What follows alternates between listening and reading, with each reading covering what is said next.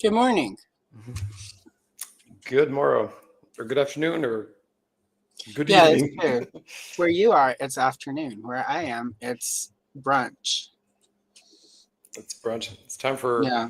omelets and cocaine and all that good stuff. Oh my gosh. It's been so long since I've had either of those things. They're both too But nice, expensive yeah. now.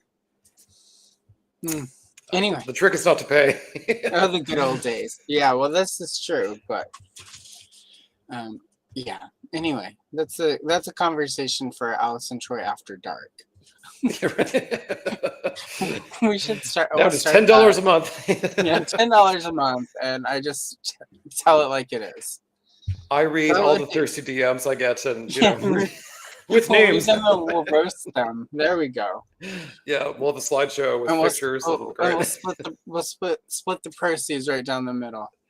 There we go. I can finally buy a burger this week.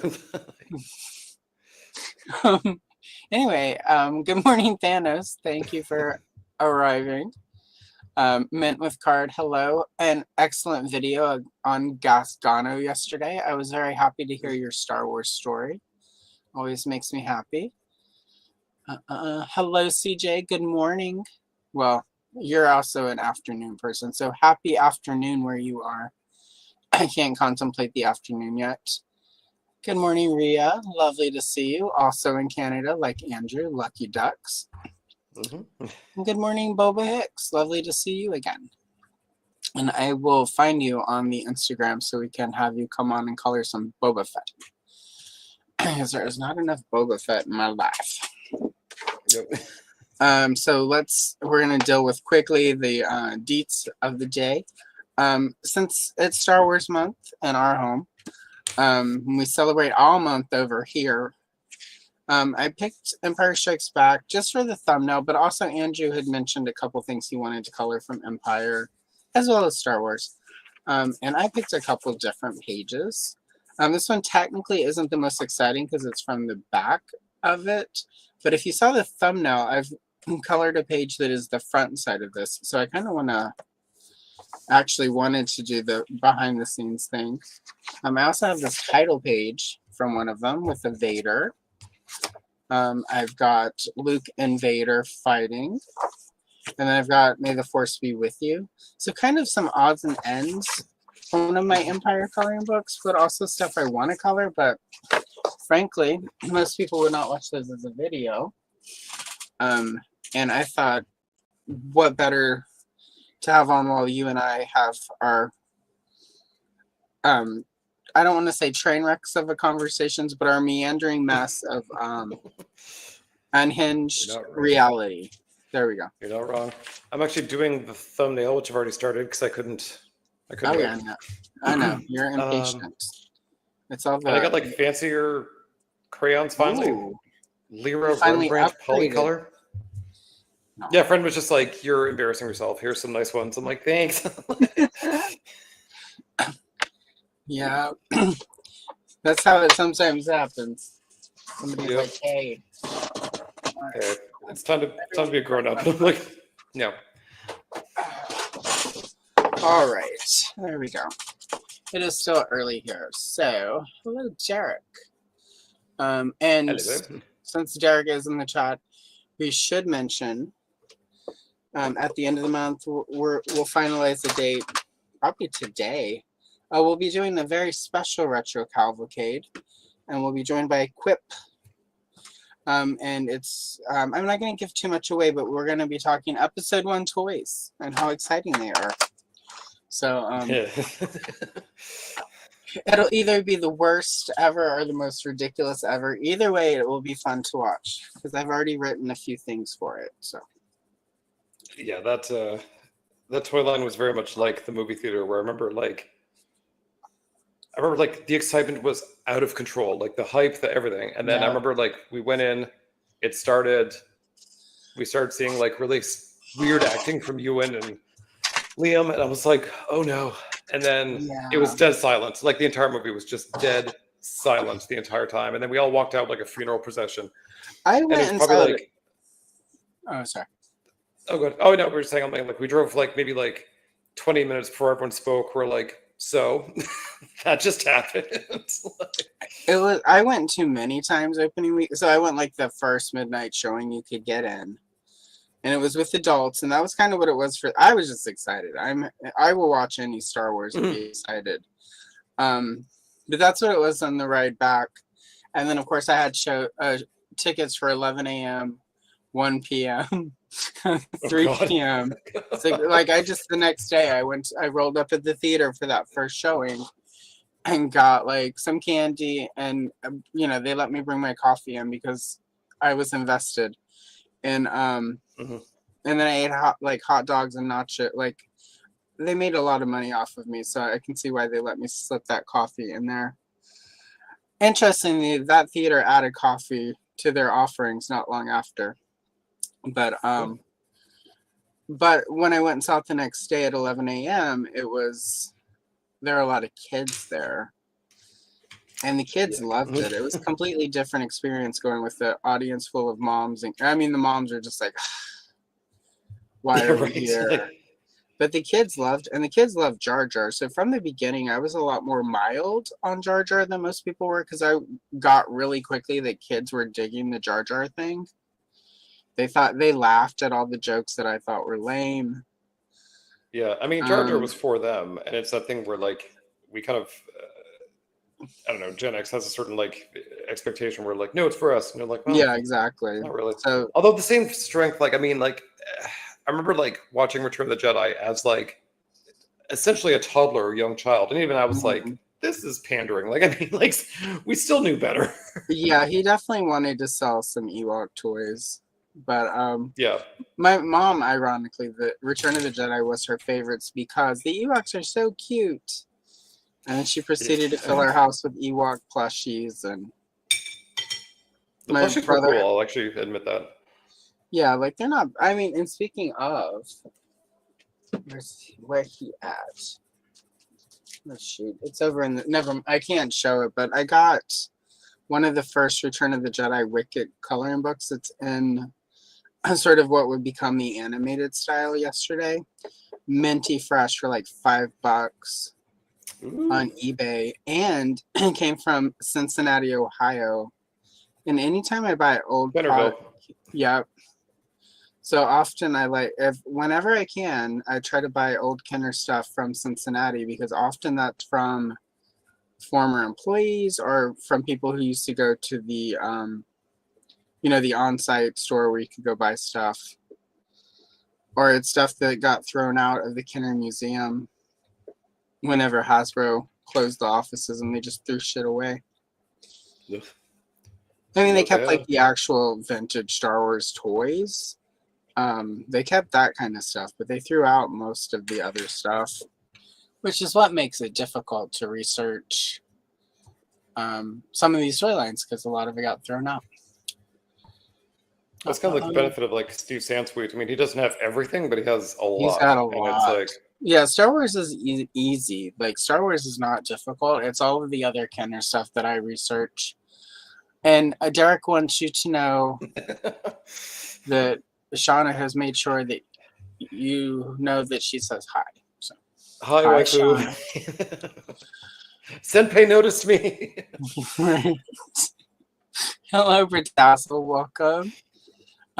Hello, Black Phoenix. Black Phoenix, Alex, is working on their Queen Amidala doll videos right now for the May the Power of the Force 2 thing. So despite like dust storms and everything happening in Chicago, Alex is still working on the video. So it's a champ. Yeah. Well, what's cool is, like the Amidala dolls, if I'm remembering the conversation correctly, it was something Alex always wanted but never got back in the day. So through the magic of doing a YouTube video, Alex was able to get some amazing Amidala toys. So, and I will say those dolls were one of my favorite sets of items from the episode 1 toys. They went really hard on the dolls. The dolls. I was gonna say what was it? I've been on I'm always on a vintage kick kind of thing, but it's like I've got what's it called? Like the Mattel Aladdin line. Mm-hmm. which also went like shockingly hard. Like they had like the Yeah. main cast, but then they were like, here's like Snake Jafar, here's Wizard Jafar, Yeah. here's Hobag Jasmine. Like they had like a lot, and Yeah. I was like, I'm still looking for Prince Ali, but um, yeah, it was like one of those stupid things where it's like at the time I was kind of like probably too old, but I was like, I want it. And I finally started picking them Well, up, and I'm like, why? But then I'm like, why am I buying these? Like, they're kind of crappy, well, actually. what's real, especially you'll notice if you ever deep dive into the Hunchback of Notre Dame toys that Mattel did, they did a lot of those figures in like sets with all these cool little accessories and like Yeah, that's what back I in the went day. for because you can get like six, not six, but you can get like 3 plus like animal characters in one box. And I was Or like, there's the are value. yeah, there was like one Hunchback of Notre Dame toy that was like the old guy, but he came with like paintings and a table, and I'm like, how could you pass that up? Yeah. Especially at Toys R Us where it's $3 marked down. But Yeah, very, very much become my parents being like, or just any parent where you're like, well, there's better value there, so we better pick it up, even though yeah, it's almost like the exactly. Costco thinking where you're like, I'm spending twice the money, but Well, it gets, especially with, with my play patterns, that always made more sense though, because like you needed to decorate the palace and the spaceships and stuff. Like Princess Leia needs paintings, you guys. So if you could get like an action figure that could be like some rando and then like accessories that like you could use to build out, why not? Like, I just saw Shiny Plastic Peoples here. Do we have memberships to not give them, or is that still in the I works? don't have memberships yet. Mm, Hello, Chris. He'll be here next Sunday with us. Well, with me. I'm not. Exactly. Exactly. Um, yeah, so Yeah. Alex is surviving the horrors that have wrought upon Chicago. But Not yeah, just I the don't, usual horrors of living in Chicago. yeah, it's like literally a dust storm. I'm trying to think what I made a very off-color comment about the dust storm to him in DM when he was, because Alex and I chat off the offline. Well, technically it's still online, but like we chat through text message, much like I do with you and Dirk. But I made it very off color. I'll tell you offline because it's so off color. I'm not gonna risk So my off money. color. It's So crazy. offline. It's a good Alice and Troy After Dark. Definitely that would be episode 1, and we'd still get kicked off YouTube. Yeah, I feel like this is probably like After Dark is where I belong, where I can just be like just swearing like right out of the gate. Yeah, I have to. I need to actually put a little time and energy and effort into my second channel where the Sassfault is supposed to live, so that we can just have some unhinged nights here and there, and just jump on and be sassy. But oh, membership. Yeah, you mentioned memberships. I don't yet, but I'm probably gonna launch those toward the end of summer. My 2-year anniversary on YouTube. Technically, they're like, it was in April. It's like, bitch, I did not start making content until July. I mean, I know that's when I activated. I put like the little opening up in April, but I didn't make any actual real content until July. So that's what I consider when I start making the content, my channel. So after I'm working on a video right now to celebrate 2 years of YouTube. I'm gonna go back in the first 7 shorts that I dropped that suck, because I wasn't as good at this stuff as I am now. I'm gonna redo all of the first 7 pages I did, and then try to frame them side by side, and then drop that as a video. Like, how much better am I? And then I can be sad because I'm not that much better. But I'm gonna drop those, and then I'm gonna have like a week where I don't release anything, and I'm just gonna take vacation, you guys, and go sit in my backyard and wait for the tomatoes to grow. Make some gazpacho, and by then we'll have the new kittens. So we'll take a little time and enjoy the kittens. But Also, after, like YouTube kind of drops off in August too, doesn't it? Like it's pretty yeah, abysmal numbers. So yeah, late July, mid August, and it it kind of makes sense. People are like on vacation, they're out and about, so it's a mhm. good time to like sort of scale back a little bit and take some downtime so that you're not stressing that nobody's watching anything because nobody's home.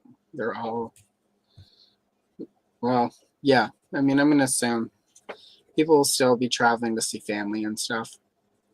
So, but after Yeah. that, I'm gonna aim for September, something with memberships. I have to offer something for it. Like I know some people are just like, oh, it's a membership, you get a special sticker and chat, and I'm like, it's kind of cool, but it's also kind of like,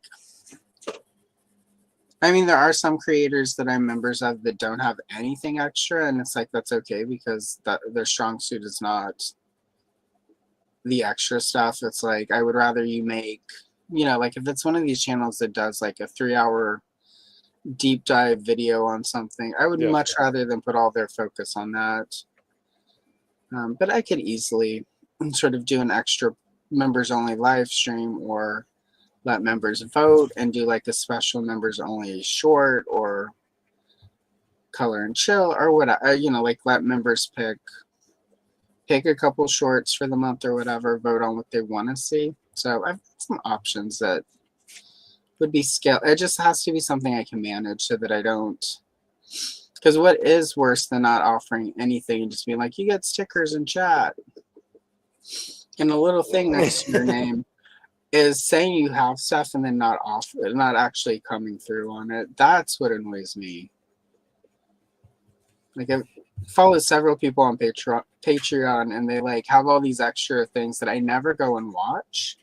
But if they stopped offering them, I would be really mad. You're like, I don't want it, but it's like me Well, going to like going like pride events. They're like, oh, there's this party, like you should come to it. I'm like, thank you for the invite. If you didn't invite me, I'd be pissed. I'm not going. I So feel like it's that thing like where if you buy tickets to go see something, you pay tickets to go to an event, and the event says there's free punch and pie, and we have a disco room, I was and gonna say, is this a church event? yeah, you're right, and you get to meet, like TV's, like Roma Downey from like Touched by an Angel will be there to shake your hand, and then at the last minute they're like Roma couldn't make it. Oh well, and they don't Oddly even try to. specific. Yeah, right. And it's because I don't want to meet that person, but at the same time, even though I No. would have never gone to shake her hand, I would have been going for the punch and pie in the disco room. Priorities. I would have still True. been annoyed if like she canceled and they didn't make an effort to, or she was there and she just didn't shake hands. Like even if I'm not going to use it, if you say that it's something I get and then it doesn't happen, I get really annoyed. Like there's one Even if Patreon I follow where there's no extras, there's no nothing. It literally says you're paying me $1 so I can make stuff on YouTube that you would get for free. And I'm happy to pay $1 so that they can make stuff on YouTube for free because I know I could exactly also what their like problem. that. Yeah, Like, that's not what to their lie, but problem is. I'm like, I do stuff for free too all the time. Yeah, right. And they, like if you did a Patreon where it was just like I'm not doing anything extra, this is just to help support what I do, so that I can make a little money. It's $1 or $2, whatever. I would probably follow you on Patreon and just be okay with there will never be any perks because that's what the agreement is from the beginning. I guess if you say it, it's different because it's that thing where you're like, but also like, it's also a bit of a hostage kind of situation where you're like, you like my content? Yeah, You'll have right. to pay. Yeah, like, and that's why when it's extra, like the people who are like, there's one channel I watch and she's always like, if you liked my content, you should pay money on Patreon because I do longer videos there with the stuff YouTube won't allow. And I'm like, ma'am, that's not what it is. It's not that YouTube doesn't allow it. It's that you can't monetize it over on YouTube because Yeah, there are you're thinking certain OnlyFans, things. like YouTube will literally let you put, like it's sort of this joke. It's like, why does everyone say unalive on YouTube or SA or CP or whatever? And it's because if you say the actual thing, YouTube won't monetize your video because like advertisers don't want to advertise. Even if you're making like a documentary that denounces those things, they just don't necessarily want to like advertise on that. So if you say unalive instead of, when somebody takes their own life or when somebody is ended by another person, YouTube will still allow you to be monetized. So I hate it so much. I hate the censorship because it's just like, it's just, I know we're all like beholden to advertisers. And again, I get a lot of, I sort of like scale down on like Disney Plus, Amazon Prime, that kind of thing. So I'm getting a lot more ads beyond just YouTube. And it's a thing where I'm like, who is this for? Like, I have targeted ads on, and I'm like, who do you think you're selling to? Because it's not me. Yeah, right? I'm not going to buy a Ford RAV150 because I saw an ad 500 times in the past month. Like, that's not happening. It's not like, it's not even a money thing. It's just a principle thing. Like, all right, really quick. We missed a few arrivals. Let me pop in. We've got Mr. Toy Connections himself. He's out of control. I need to get this. No, I haven't uploaded that yet. I've got the clip. I'm building a clip file so we can do sound clips. And then Rowdy Riles is here. Hello, Rowdy Riles. I am live every Sunday, 11 a.m. unless I cannot even, which has happened a time or two. Allegedly. Yeah, that's a rumor. If you were to bury certain things that might decay and rot, you should not bury them more than 3 feet deep.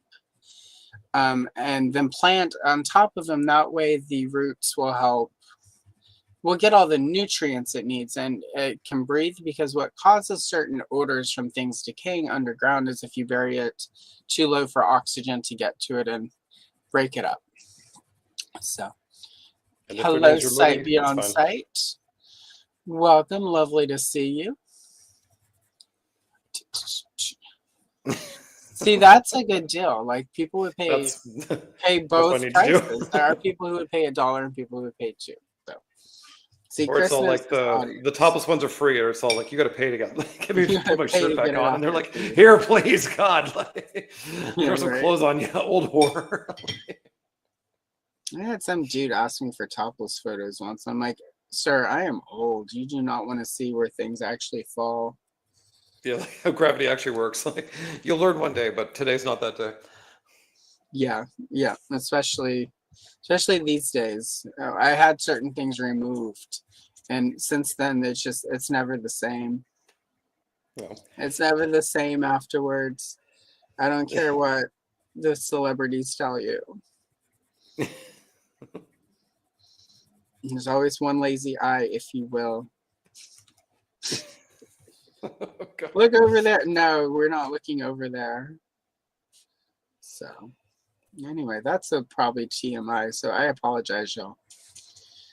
But the older you get, the less you care about certain things. Also that. But I mean, that also boils down to like the unaliving of it all kind of thing, where it's all like, yeah, I know, I get the ad of it all, but it's like, just say what you mean. It's just I get it too, but it's also like, as somebody who's always sort of kept an eye on, like, especially some of the channels I watch, they do it, like, they put a lot of time and energy and effort, and like, I mean, I've sort of shared with you since I've been monetized, sort of like what I'm going to get paid for certain things allegedly, and I can't imagine, like, it's not insignificant per view. Like, I will say that, like, it's, like, the shorts are kind of ridiculous, but the other side of it, like, based on video views, the more views you get, the better, the more money you're going to make. So I can get the people who, like, this is kind of their main job. They put a lot of time and effort into it. I can get why they would want to not. Because the other hand, if you're going to just say all that stuff and put it on there, then you do have to start a Patreon or something if you want to get any sort of money from it. So yeah, it's a weird. I certainly get it too. Like, At first, I thought it was stupid, and I was one of the people who were like, "Oh my god, just say what you mean." And then when I realized, yeah, and part of what cropped up was one of the channels that does it now. In their early videos, they did it the other way, and then I'm like, "Oh, I can tell when they got monetized." Because that's when suddenly they started using different words. I'm like, okay, so like they lost money on some videos, and looking at how many views they get, like this person lost significant money from like their hard work, and they make really good videos. So it's not even like, like these AI slot videos. I don't care if those people lose all their money because those things are terrible. So. See, Rowdy Riles would join, Chris, and give you $1 to close that up. Close it up. Close it up. No, I definitely get that. And again, too, like there's not many, but there's some of like the more classic YouTubers kind of thing, who honestly, they might put out a video sometimes once a year, if that. Mm-hmm. And you can see within the first hour or two of it being up, it's huge, Yeah. just millions of views immediately, because people are just sort of waiting for that. So it's a thing where if you actually do spend a year working on it, and then this is your YouTube's only video. Yep. Yep. To lose it because you didn't say unalived. Well, it used to not, and it also used to not be like that way back when, like YouTube kind of didn't care about stuff like that. And then there was something called Adpocalypse, where the advertisers, and like some of the stuff they were advertising before was like hate speech and like Yahtzee content. So like to a degree, some of it makes sense that they're like, whoa, whoa, whoa, whoa, whoa. But it also went to the point where people who are making good content or making thoughtful content also sort of were penalized, and lost the ability to monetize until they sort of started playing by the rules. So it's just really weird, and it's a really weird sort of, like with television, for instance, like there's an actual sort of well, not as much now that everything is streaming, but for a long time with television, there was sort of like a standards and practices.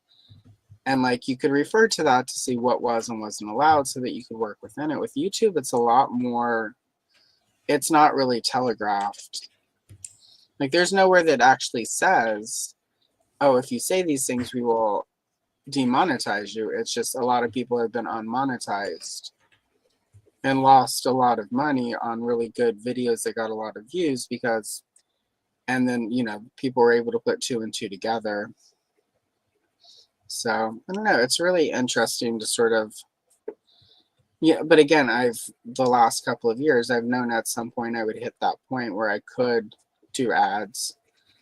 So I spent a lot of time studying that so that I would not necessarily hit the ground running, but just so that I could keep an eye on that. The issue I keep running into is they keep trying to put kids commercials in front of my stuff, and it's like, y'all, stop. I was watching one of my videos the other day, and they played a Barney video in front of Barney commercial, and I'm like, no. And so I went not that kind of girl. Yeah, I'm not like other girls. So I had to go through and work on the ad settings, and there's a place where it's like you have to decide like whether or not you want to go into every video and pick where to drop the commercials, or if you want to trust YouTube. And of course, YouTube's going to put more commercials into your videos. Way more, because I went and looked at the difference, and when they want to put commercials, it's like every 3 minutes or something, which is ridiculous on an 8-minute video, right? So it's kind of, I'm navigating that right now, which is a way of saying if you're watching this and you keep getting weird commercials, I'm trying to sort all of that and make it work. It's the nice thing about hitting monetization before you're a gigantic channel. And when you're small and niche, you have people who are way more willing to give you time to figure out Uh-oh. Hello and bloody buggery bullocks to you as well, Stu. Welcome back. Welcome back. Lovely to see you in here. And yeah, his live stream starts shortly, so I can't send you over there now, but you definitely should all go watch the replay when we're done. Had a jolly good time. Jolly good. I think they say that in England. Jolly good time, governor. And yeah, I didn't pretend it's a good one. Like, well, I've never pretended I'm a cunning linguist. Except that one time in college, but that was a long time ago. So yeah. yeah, fine with the it's like the monetization. I'm sort of noticing some people who have been at this for a long time too. Kind of, it's like they're kind of like they do so many per day. On the flip side, they do like 2 or 3 per day. Yeah. And they'll do these like sort of long, awkward pauses. Yeah. And I think YouTube's supposed to meant to be like to sort of like know that they're like, I'm done talking. You should probably like chime in now. But like sometimes it doesn't, and they're just sitting there like staring like a damn fool into the camera. And I'm like, that's everything. Like, you go and set it. Like you can do the pauses so that, like when you're placing ads, you know where to put them. Some of the bigger creators who do this as their whole job and kind of have like a staff are able to sort of go in that detail. So it's been really interesting. Like again, this is part of, like I'm not one of there's some people who hit really quick with the monetization, like, oh my God, I don't know what's going on. I've been sort of trying to study it because I knew at some point I would hit that level.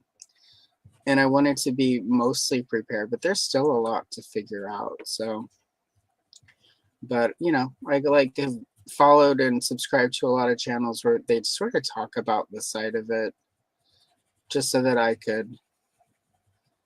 And again, that's kind of obviously that's kind of my nature based on my weird OCD with wanting to know as much stuff as I can possibly know and understand things.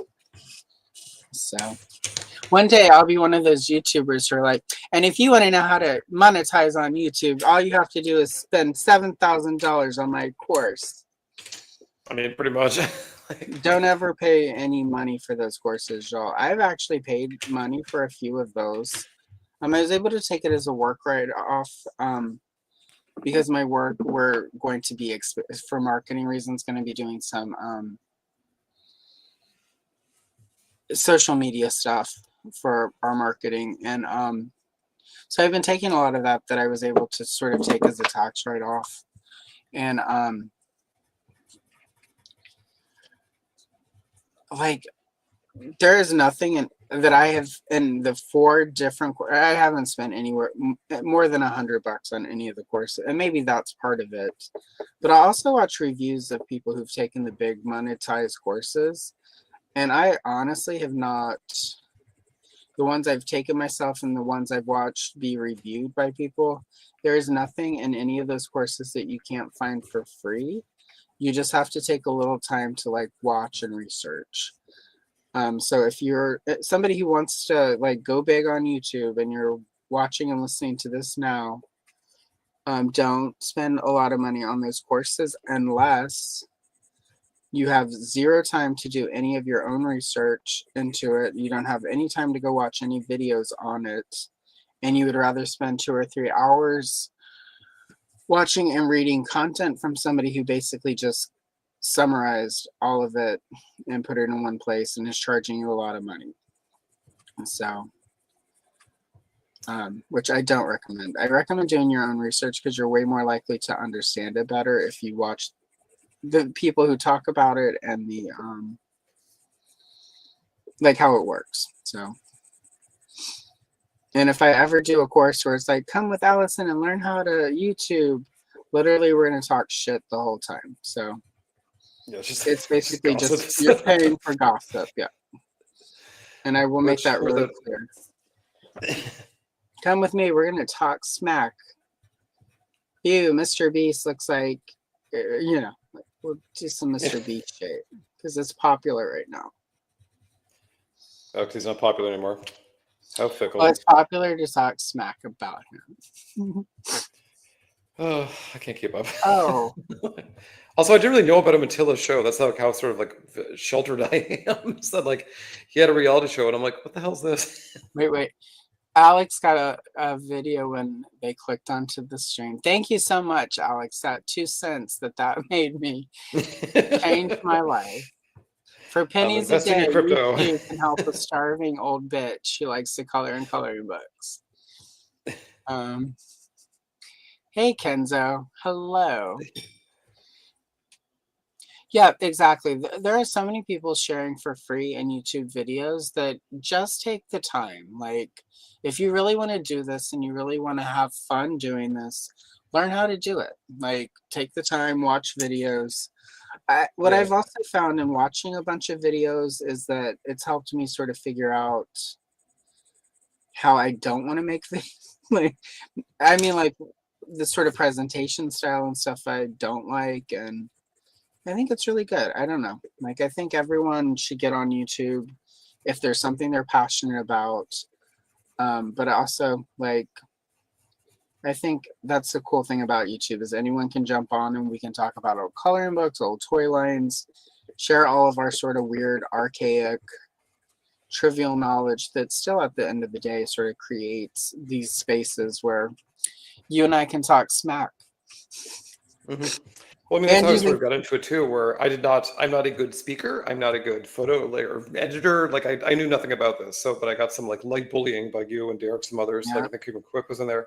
So like I eventually dove in kind of, but I mean, that was part of it too. Is like you do watch the dance, all the dances, so many dance, but like you watch the big dogs and you see there's a certain cadence, especially when it comes to like toy reviews or toy history. It's like they're sort of like you get like 5, maybe 6, 6-7 seconds of like photo, and then you have to like sort of like bring it, like put it up to yourself or a video or something. There has to be like a constant like churn basically of like new things.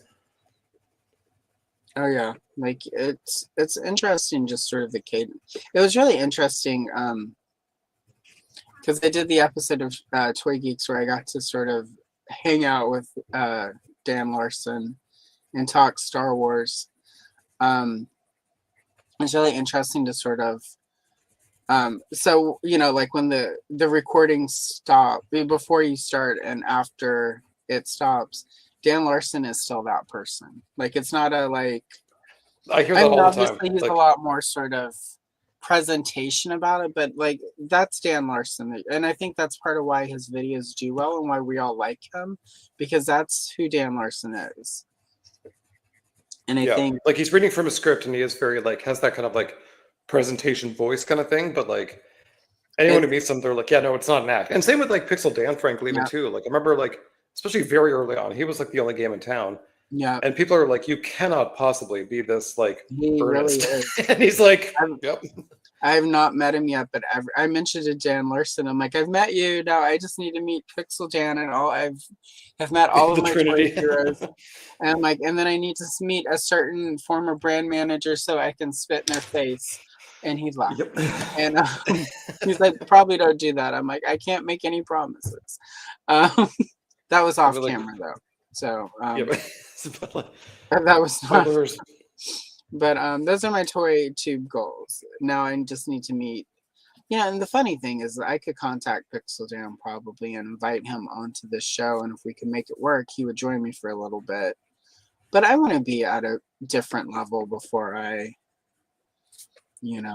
like I know some pretty up there sort of toy tubers who would 100% show up and be on this show. But I want to be. I think what's important is not to chase, the big dogs too soon or whatever.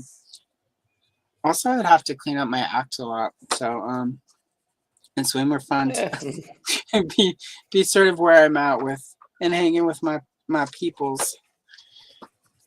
Yeah, that's part of it. I mean, like I can, say from experience that like YouTube does kind of bury people who have literally gay in their name.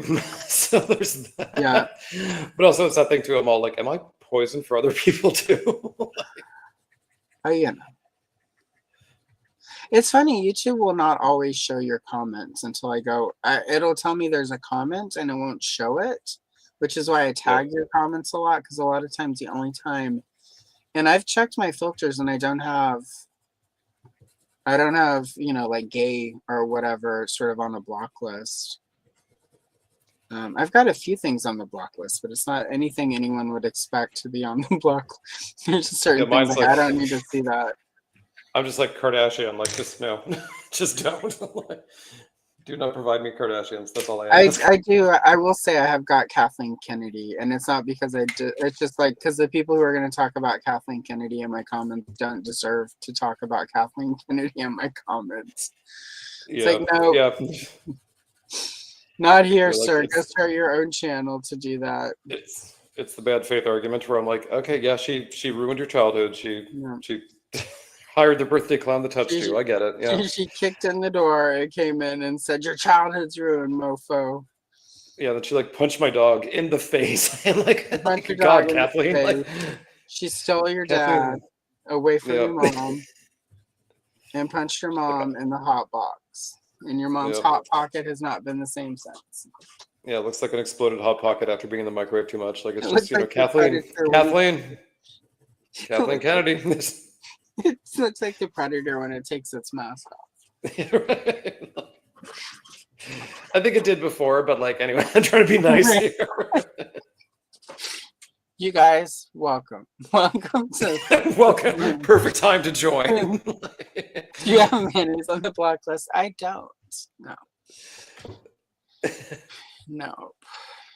No, I don't think chat blocks it. I think it's just for the comments on videos. I don't know that it extends to chat. What am I saying on your videos? My God. I'll have to go after this. I'll go and I'll remove Kathleen Kennedy because now that people know, they'll purposely try to be ridiculous. Yeah. I love Kathleen Kennedy, and then it'll be there, and they'll either have to make the decision to delete their comment or let that sit there. So, haha.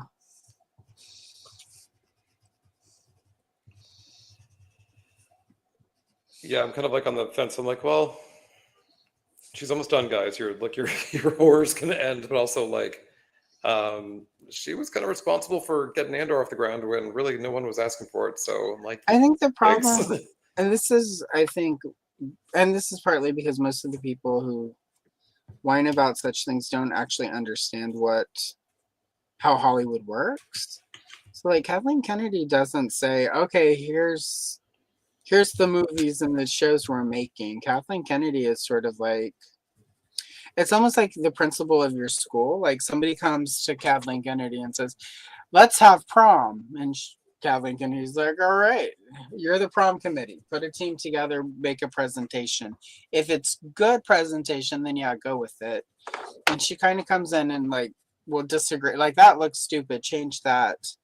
But she doesn't actually have creative control, or else The Mandalorian wouldn't have happened. Like that's the thing. Everything you like about The Mandalorian or she greenlit and helped those too. It all comes down to the creators. And what people do forget is her entire career has been working with Spielberg and George Lucas. So she's not a creative, so she's used to getting out of the way and letting the creatives do their thing. And then she kind of comes in and like, we're off budget, or they tell her like, prop department is failing, go yell at them. And that's what you go and do as this sort of executive producer. So that's all she kind of does, is like, she's the heavy hand. Like, well, it's also like you're the coin purse, like you're just the money machine. And that's probably more like on the producer side than the executive producer, but like, it's the business side. And the other thing is too with that, like we've seen it with Marvel when they got like message heavy. We see it with Disney, Disney generally, basically, where like they sort of like there's message and there's no creative and it's all business. And you see that balance kind of thrown everything out the window kind of thing, where it's all like the creative needs to sort of get back control a little bit. Right. Where it's all like it needs to be 4 quadrant. It needs to be like we need to get Black and Asian folks like viewers in. We need women in. We need, and it just sort of spirals into like just like a math game. Well, I think the problem with that too is, and this is sort of one thing that Gen X and Boomers need to kind of take a seat back and own, is we're old and we're all going to die soon. They have to court these new audiences, and the new audiences overwhelmingly fit those demographics. I will say, more and more lately, what I've been thinking is, yeah, and again, sort of the Phantom Menace is a good example of this. You know, there's a whole audience of young people who latched on to Phantom Menace and Clone Wars and all of that, and that's their Star Wars. But Star Wars also used to go away. And I think part of what's happening is there hasn't been enough time for people to get nostalgic for Star Wars because it hasn't gone away since 1995. And I mean, even sooner than that, if you count the Zahn trilogy, which started in like 1991. So, and since let's just go with 1991. That's when Dark Empire and the Heir to the Empire came out, right? So since 1991, Star Wars has not gone away. So depending on how deep your fandom goes, since 1991, you have been plugged in. We had like those 4 or 5 years between the end of the Kenner toy line and 1991, when it came back, that there was no Star Wars. So we haven't had that since. Like technically Power of the Force 2 ended in 2000, but it immediately spun off into Power of the Jedi, which initially was just Power of the Force 2 and the Episode 1 toys smushed into a single line because retailers were not wanting more Episode 1 product, but also confused by having 2 different lines side by side on a peg. And then, of course, that spun into the Saga series at Episode 2. And, you know, like their Power of the Force figures were getting re-released from 2002 to like 2008. Maybe even 2010, they would recycle some of those old molds and just re-release them on a new card with some new accessories or whatever. You know, like, so there's not been a rest for Star Wars for like 40 years, but I mean, like now. Like, well, what's funny is watching this, like, especially the Power of the Force streams with like Jay and Dan, is that like they start off with like, what's your Star Wars experience? And everyone's Star Wars experience is very specific to what year. I mean, like the year you were born. Like it really does, give or take, but like everyone's experience is very much dependent on whether you were born like before the movies, during the movie's release, after, way after. Like there's like it really depends. And like, where were you when you're collecting during X, Y, and Z? Because the thing is, like, everything's really dependent on pretty much just the year you're born. And that's the other thing too, is that like when they were re-releasing the Star Wars figures, and they would give us like another Luke, another Vader, another Han, like you're like, well, the crowd that bought that then are already moved on, even though it's 2 or 3 years later, and there's a new crowd that we need to get in. So like you kind of have to do this sort of evergreening just constantly. And also, I mean, you know, things improve, articulation's added, there's like a whole like, you know, monster mash of things that go on there. But it's like the Star Wars, it's going on too long. I do kind of hope, I don't know, I was sort of hoping Hasbro would drop the thing and just be like, someone else take the baton, not Playmates, but someone else take the baton and like try something new. Oh, Rowdy and Kenzo talking TikTok. Seeker Galaxy is the best. Ian Diddley. There's my dog. Hey. You need my help. How can I help you with that? There. Oh, okay. I know what I can. What? Okay, so who are the Denver Nuggets playing against? Is that a real name? Yeah, like, that's a real sports ball team. Who are they playing against, Kenzo? We will curse them. Kenzo says you people have to lose. Those are the rules. I don't make the rules. I don't make the rules. I just follow them. But so, you know, yeah, right, exactly. I've never followed. I'm that person who, like, it always looks like I follow the rules, but no. That was very my MO, because I was born in a very small, like, Catholic town kind of thing. So it's like optics were very important. So like I I knew how to look like the good boy, to the point where like people were like, he works 3 jobs, he's so good. I'm like, yeah, because I'm like buying drugs.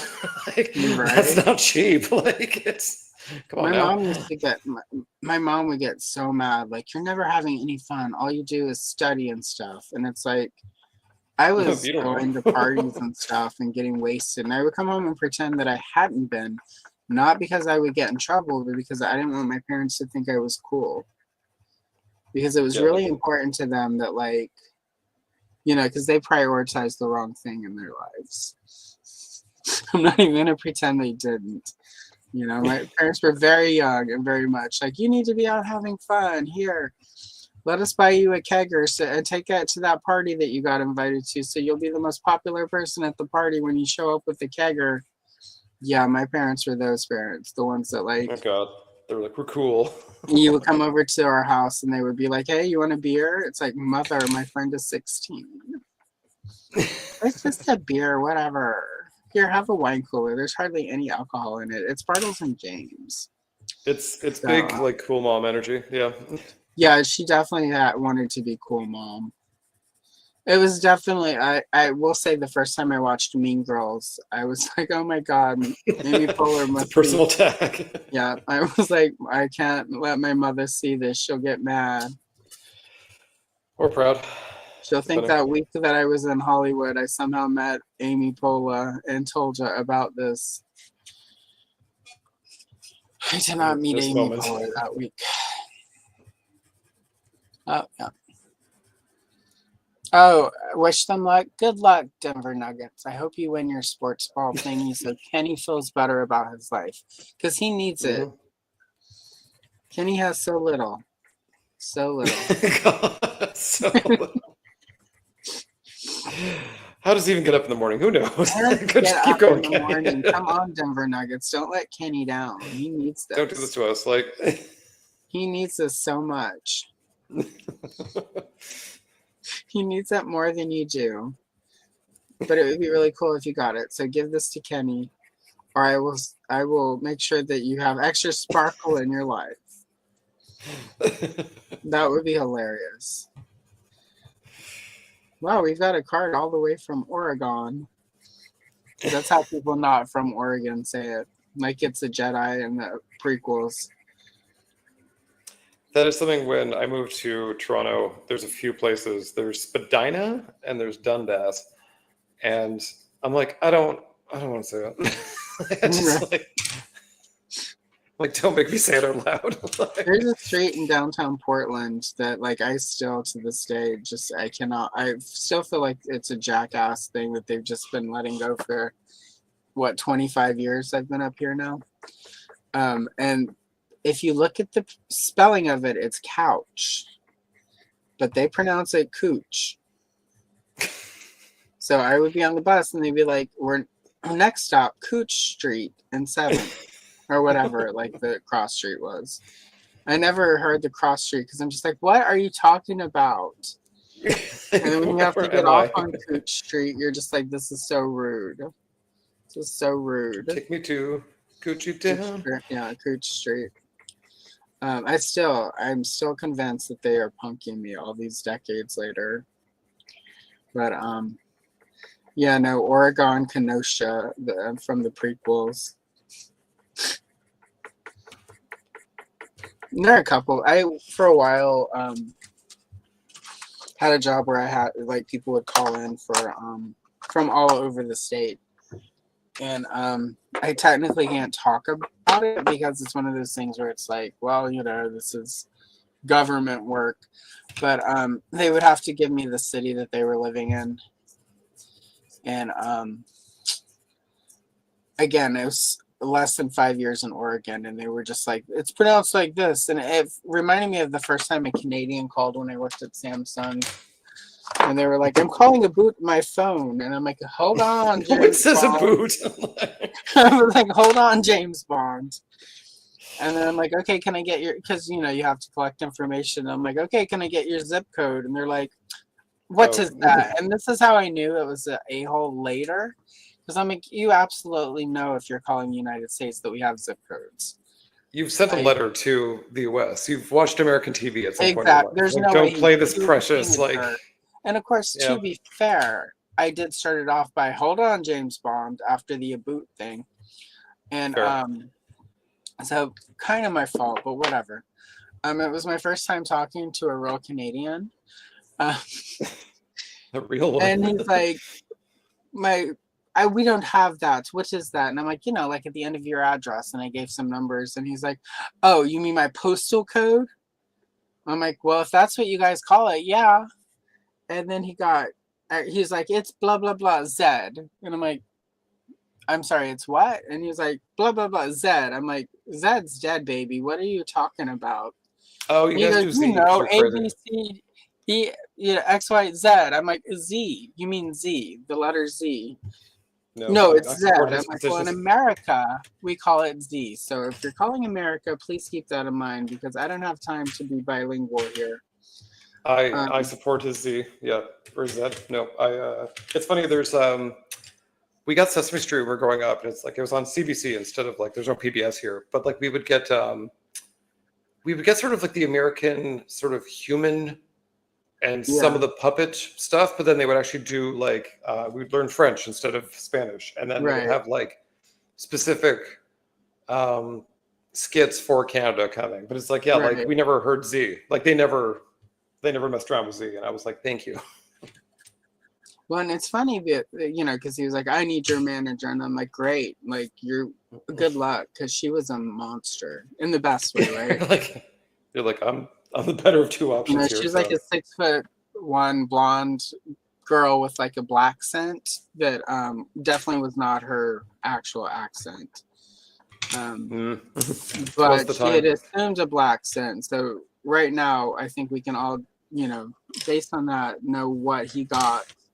And there was like, when he got to her, and she sat literally in the cube right in front of me. So I'm like, send him over, and she answers it, and she's like, oh, hell no.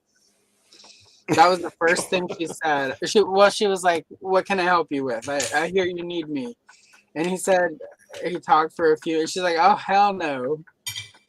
She's like, I'm going to just send you back, and somebody can help you. Just know you're calling America, and this is how we talk down here. And he got me back, and I'm like, okay, so like, let's just fix your issue now. He's like, oh my God, what happened? I'm like, that's Kathy. He was so much nicer. He was so much nicer. I think he was like, if that's what you're dealing with. But yeah, like, oh hell no. Just like, because her attitude was very much like, why are you even bothering me, sir? I'm sitting here trying to eat my Panda Express and my diet. It's also the thing too where like a lot of people say like, I worked at McDonald's for a long time, and it's the thing where people are like, I want to talk to the manager. I'm like, if you think, and this goes industry wide, this goes everywhere. If you think like a manager is going to know more than I do, good luck with that. Because like they don't. You're just complaining that you didn't like that I don't understand Canada, and I was a little sassy about it. It's like, sir, you called with an attitude from the get-go because you clearly know what I'm asking, and you're just being a jerk. Mm-hmm. He was, and he wasn't even French Canadian, which, you're going to get that with French Canadians. Oh, yeah.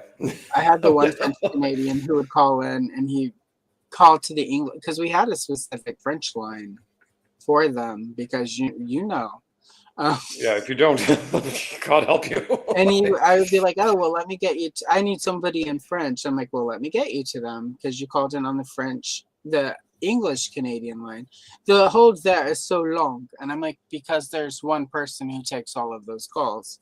I'm like, I'm certainly able to help you in English. No, I need French. Mona had her whole time was like an hour, because all the French Canadians who could speak English didn't want to speak English. And he hung up 2 or 3 times and kept getting me. And he kept just, I need her now. I'm like, you're not going to get through any faster. In fact, you're further back. Yeah, I was going to say, I'm like, you need to keep your place in space. And here's the weird thing. I mean, it's not like these are different systems than in Canada. Like, just fun fact for American friends. Like, it's pretty standard fare to actually just have to call in and wait. Oh. Yeah, you would enjoy Cooch Street, Alex. Uh, it just, but, and that's the thing though, like, and then Muna gets off work at 5 p.m. because she's like 9 to 5, and then she just closes the queue. So they all sit there for like Oh an shit. hour. And then at the end of the hour at 6 p.m., we would go in and you would, the way, this is how you clear the queue at the time. It's probably a much more sophisticated way. I would go in to her desk and log in through the guest login and then hit ready. And then it would send a call through, hang up. The next call would come through, hang up. So just, there was one night I God, dropped that's like exhausting. 17 calls. And then all of those French Canadians called right back. And I'm like, oh no, the French queue is closed now. We only have the one. And 9 times out of 10, like I would spend my last hour till 7 p.m. helping them and them griping the whole time. Like, I can't believe you don't have anyone French all day. It's like, we're not even here all day, sir. We close in like an hour. Also, we're not even in Canada. Like, right? Well, if Samsung is going to sell their phones in Canada, you should have somebody up here. And it's like, until one of your telecommunications company that buys these phones pay for that, it's not going to happen because that's how it works. Like Samsung specifically would buy phone support based on what each of the phone companies were paying. So like Verizon would pick up it was called AirTouch at the time. AirTouch paid so much to get exclusive rights, and part of that was we give you this many phone reps, and if they're like, well, we want 10 phone reps, then they're like, well, it's going to be a little bit more. So like whoever was carrying the phones in Canada had not paid for more than one French Canadian speaker, so that's all they got. And so anyway, that's a lot of old time tech. Sorry guys, but again, this is what happens when it's me and Andrew. It just intercultural education. Oh, I lost Andrew. French Canadians were like, no. No, I could hear you. It's like, yeah, it just the whole system, like the whole like browser crashed, and it was like retry. I'm like, I guess. Oh my Um, god, how long were you gone? um, 2 minutes. Oh my god. No, maybe like a minute or two. I don't know, but it's Okay, all right, I'm, there we go. I'll put you in the top spot to make up for yeah, being so I wrapped up. I'm using new pencil crayons, but they're like the way I color and write. It's like all over my hands, so like it's coming along. It's got like little status update. We're getting there. You getting Lots of there? chewy, so much No chewy. worries. Well, I mean, you have better crowns now, so For better or worse, because my hand keeps on like smushing stuff around the page. And I'm like, oh, that's blue now. Okay. yeah. Yeah, that's been happening here too. Like with all the, I should have done the space last, but Yeah, like in retrospect, because there's like quite a bit of white and gold, and I'm like, I should have done the backgrounds sooner. Or well, maybe less is better. yeah. Well, also like it's all over here. Normally it's like right in front of me, so hopefully next time you're here, I'll be in the new. I mean, I am planning to be in the new setup next weekend, so I should be. So I'll have the big fancy, all the toy cases behind me, and I have a setup because this is just temporary for streaming. Everything is normally over there, but with the new setup, it's going to be like this is where I color everything will be where I'm at on live streams. So it'll be nice. It'll seem more professional, you guys. Feel That's what you're almost like paying membership fees for. I feel like a real YouTuber. And 10 years from now, when people go back and watch, it'll be like, oh, it's like when TV shows that started in black and white and got more budget as they went. Yeah, it's kind of like Doctor Who. Yeah.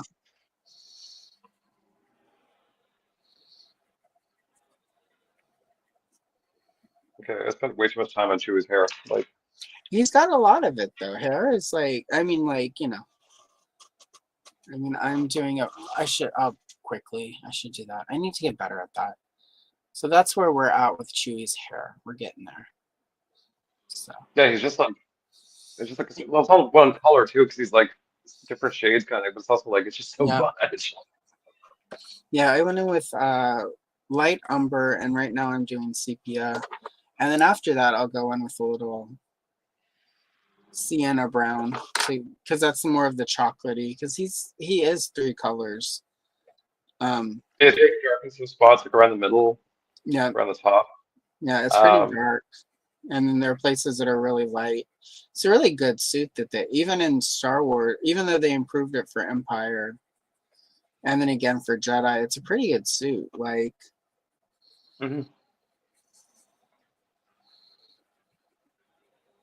you'll say as low budget as the first one was, they did quite a bit with what they had to make it look pretty good. Chewbacca, I mean, there's a lot of Canteen aliens where you're like, okay, come on. But like Chewie was never, I was never taken out with like, Yeah, you're like, oh, he looks so good. Like, Chewie was spot on. yeah, there are, especially, I mean, like, luckily most of the Cantina aliens you don't linger on, but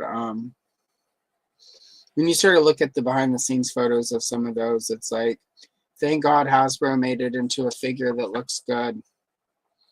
Yeah. Because like a lot of them are just in there in like jeans and slippers, and you're like, okay. Right. Hasbro has to finish the whole look because there's nothing below the waist. Yep.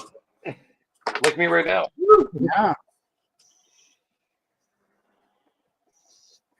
Nothing wrong with that. If nobody can see it, who cares? Exactly. Like, I was getting ready this morning. I'm like, socks and shoes. I'm like, it's not like my feet are going to be on screen. Well, it's And not the that screen was, anyway. and that was like, what if people want to pay for your feet pictures? I'm like, no, no. I do like, I mean, yeah, there's been some like, very active discussions amongst friends. I'm all like, like, what is selling nowadays? Like, are jarred farts still a thing? Like, is that really kind of gonna pay your rent? So I don't know. Like, the real estate market is going to crack down. So I'm like, I wonder if people are just not spending money on that kind of thing anymore. Yeah, it's a good question. Like, you don't Asking the know. hard questions. The ones that you really want to know. Yeah, like the important stuff. Yeah, I've heard that. Yeah, I never heard anyone say anything salty about him at all. Yeah. I heard some things about David Prowse, but I think He some was of that was just he was really bitter because like he didn't get to do the voice of Vader. He really like even to the end would get salty that they didn't give him the real line about Luke. No, I am your father. Like when he was on set, the line he said was Obi-Wan killed your father. And he would complain toward the end, like how insulted he felt that they didn't give him the real dialogue. Yeah, which I mean, it's also kind of like understandable too, though, since like, I mean, even and the thing is like, even Return of the Jedi, like they cast Sebastian Stan, no, Yeah, Sebastian. They cast someone else's, human Vader, and I'm like, well, you coulda, like, or James Earl Jones would have raised so many questions for like, who's the mom? right. That would have been incredible. Well, I think, I mean, obviously, it ultimately doesn't matter because it's now all Hayden Christensen. But David Prowse actually was closer in age at the time to where Anakin would have been, whereas Sebastian Shaw was not. Like, he's decades older. He's, like, I mean, people keep saying, like, oh my God, how are they going to explain that Ewan McGregor looks so much younger than Alec Guinness? Like, well, one, Alec Guinness, Ewan McGregor is almost now the same age as Alec Guinness was. Alec Guinness just didn't age as well because the world was different, guys. Well, I think too is like it's kind of like the meme of like, the Golden Girls are probably younger than what the Sex and the City girls are now, kind of thing. So Yeah. it's like, It's really how you take care of yourself, kids. Yeah, and just, like we have skincare a lot different now than we did then, and we don't, the world is just different. Like we understand a lot of nutrition and fitness in different ways than we did. And for some people, life hasn't been as hard. So it's like you can tell the difference between somebody who's sort of grown up in poverty when they age versus somebody who has had a lot of advantages. And I think it's really sort of, it's a different, like England, for instance, like I sort of mentioned with Stu yesterday, people kind of make fun of the beans and toast thing. I don't know if this was on screen or before we went live, but there was sort of a few weeks back on TikTok a bunch of like people making fun of the English beans and toast, and which they should. It's a horrific meal.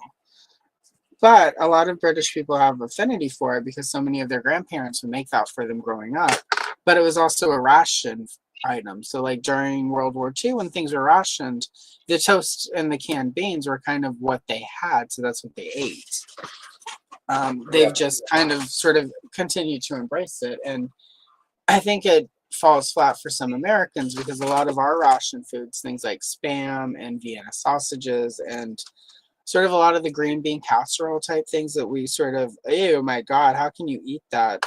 A lot of that food developed from rationing and from, like 1950s when it's like the memory of the Great Depression was still so strong that if you bought vegetables, encasing it in Jell-O may seem weird, but they're not going to go bad as fast as if you put all your fresh vegetables into gelatin. And then you're eating vegetables. Which not everyone. But anyway, but sort of also that kind of eating and stuff, like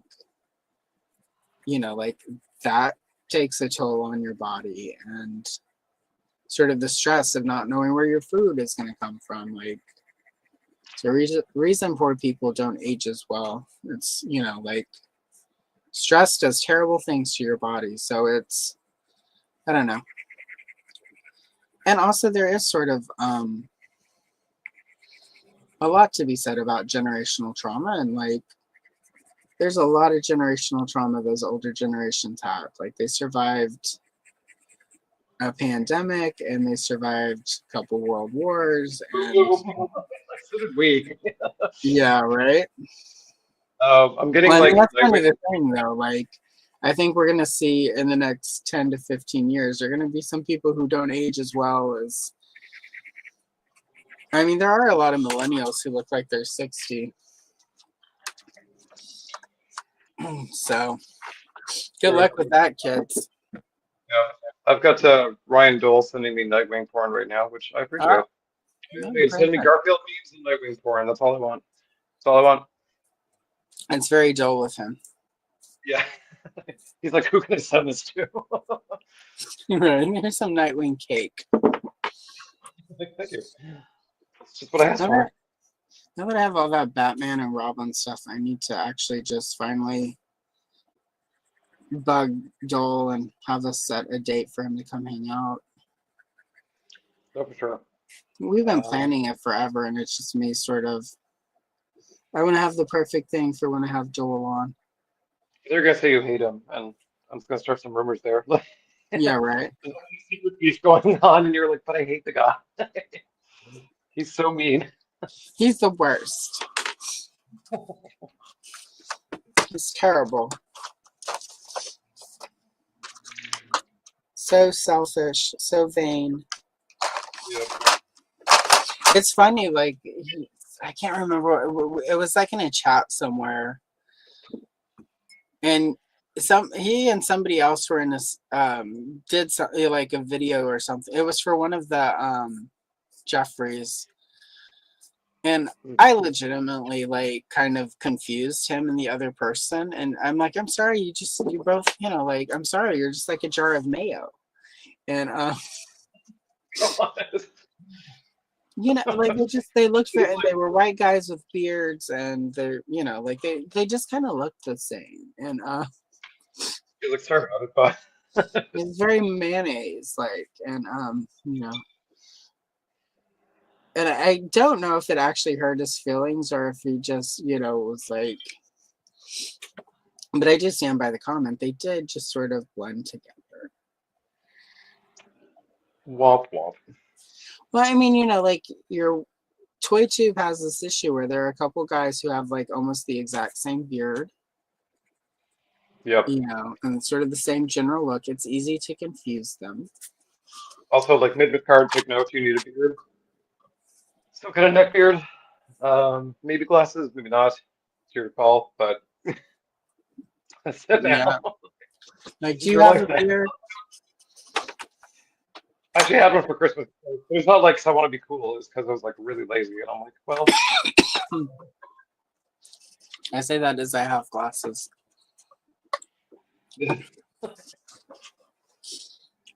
Mm. But yeah, I don't know. It's just, it's funny. I need to follow up on that. I don't know. I just, again, I get, this is such a, I have way more fun though, honestly, sort of. I mean, like yesterday with Stu was fun, but also it's just more fun to hang out with you and, you know, Chris, and have the same couple of people on regularly because I can't do this with just anyone. So yeah. Also, like you know what you're gonna get too. So yeah, and I whatever this also, is, yeah, right. When I all of also, this. I get a lot of people, like, you know, like a lot of the comments I get in chat after an episode with you is like, oh my God, Andrew and you are so funny together. I enjoy it. You never know where the conversation, and it's true. You never know. Nope. No. One minute we're talking deep cut toy lines, the next minute Russian hooker, sweat, beanie baby, crime rings. Which I mean, you know, got a story on that, but that's an Elson After Dark kind of story. Yeah, but that one's a little bit more. It was the 90s. That's fine. We will have to.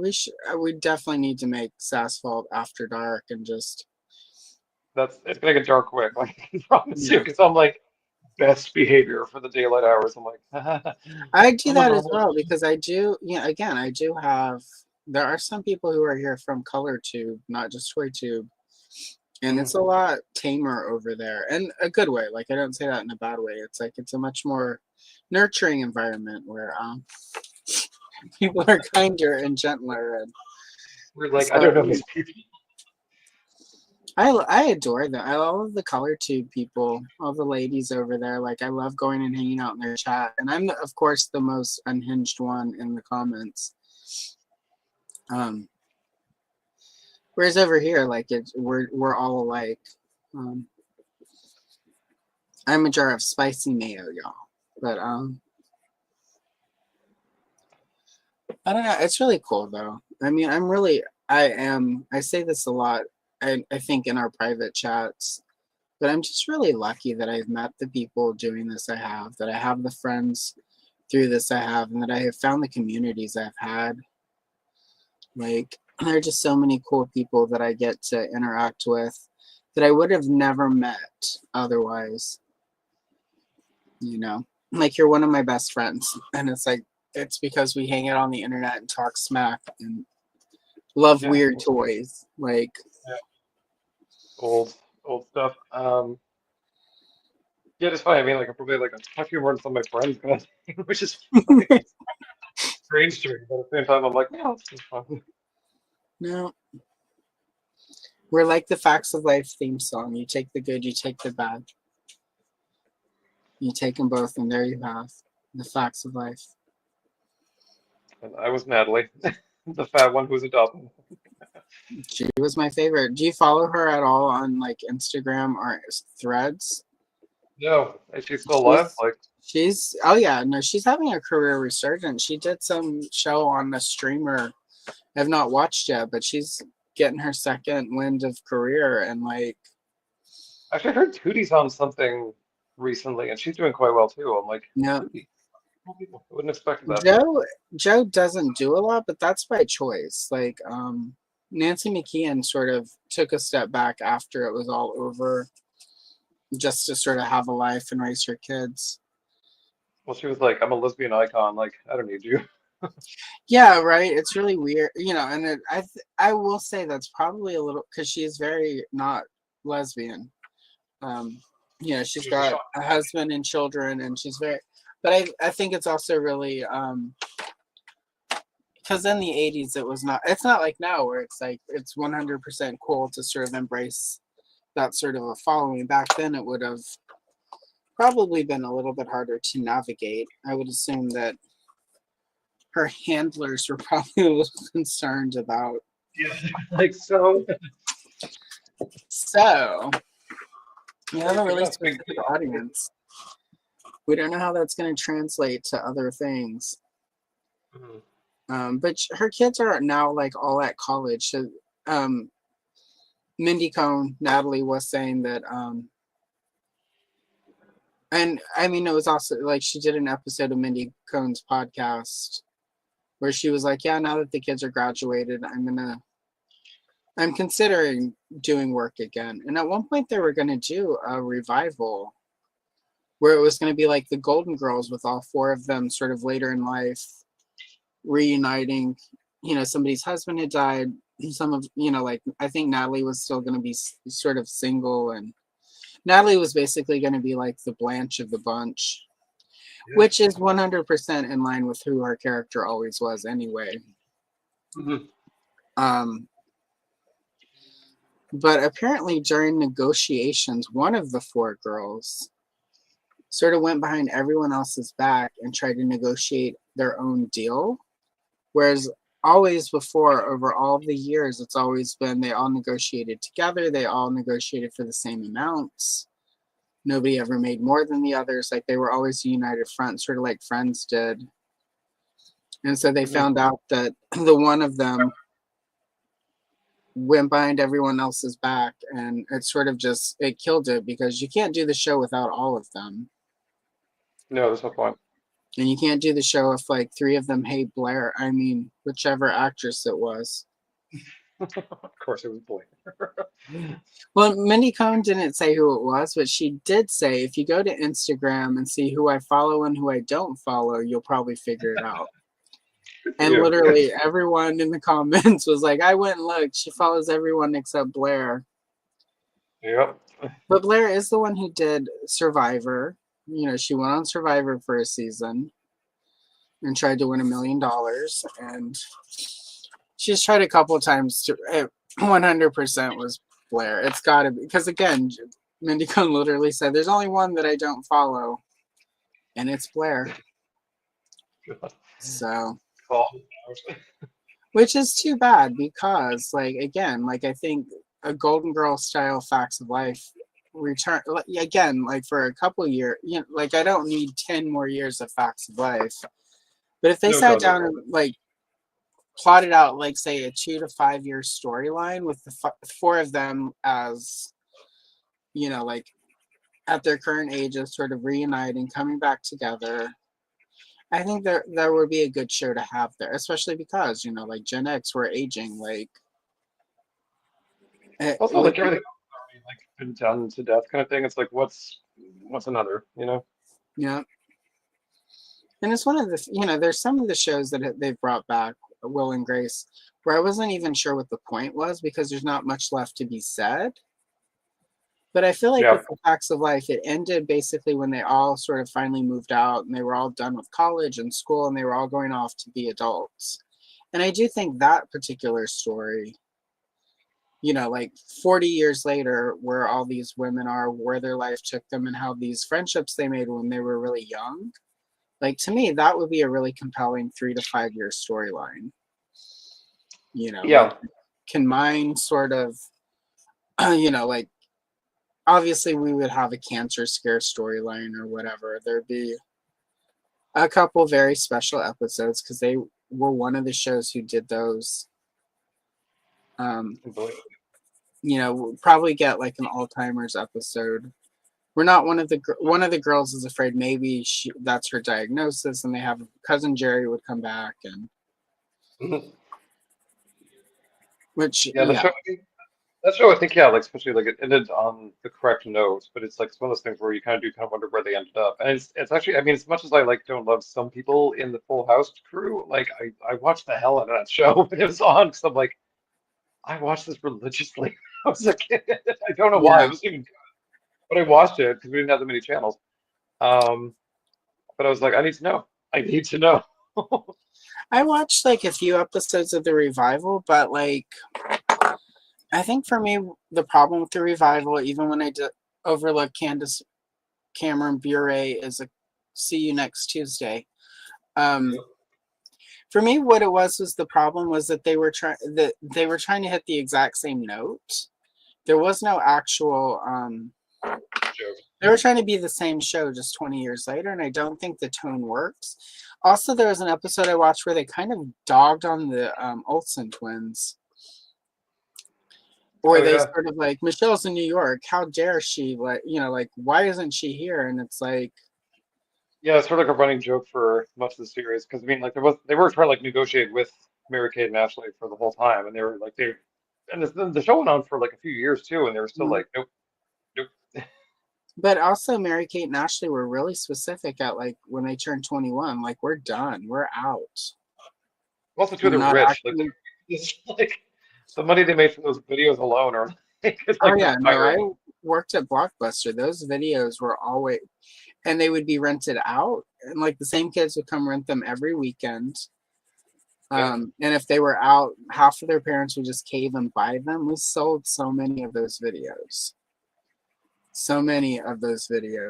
And oh my God, you'll appreciate this. There was this one mother who would come in every weekend, and her son loved Mary-Kate and Ashley Olsen, and loved them. And she's like, he just loves those twins. And she got this look, and she's like, his father just doesn't understand. And I looked at her and I patted her back. I'm like, I get it. Like, we're good. Like, this is the conversation.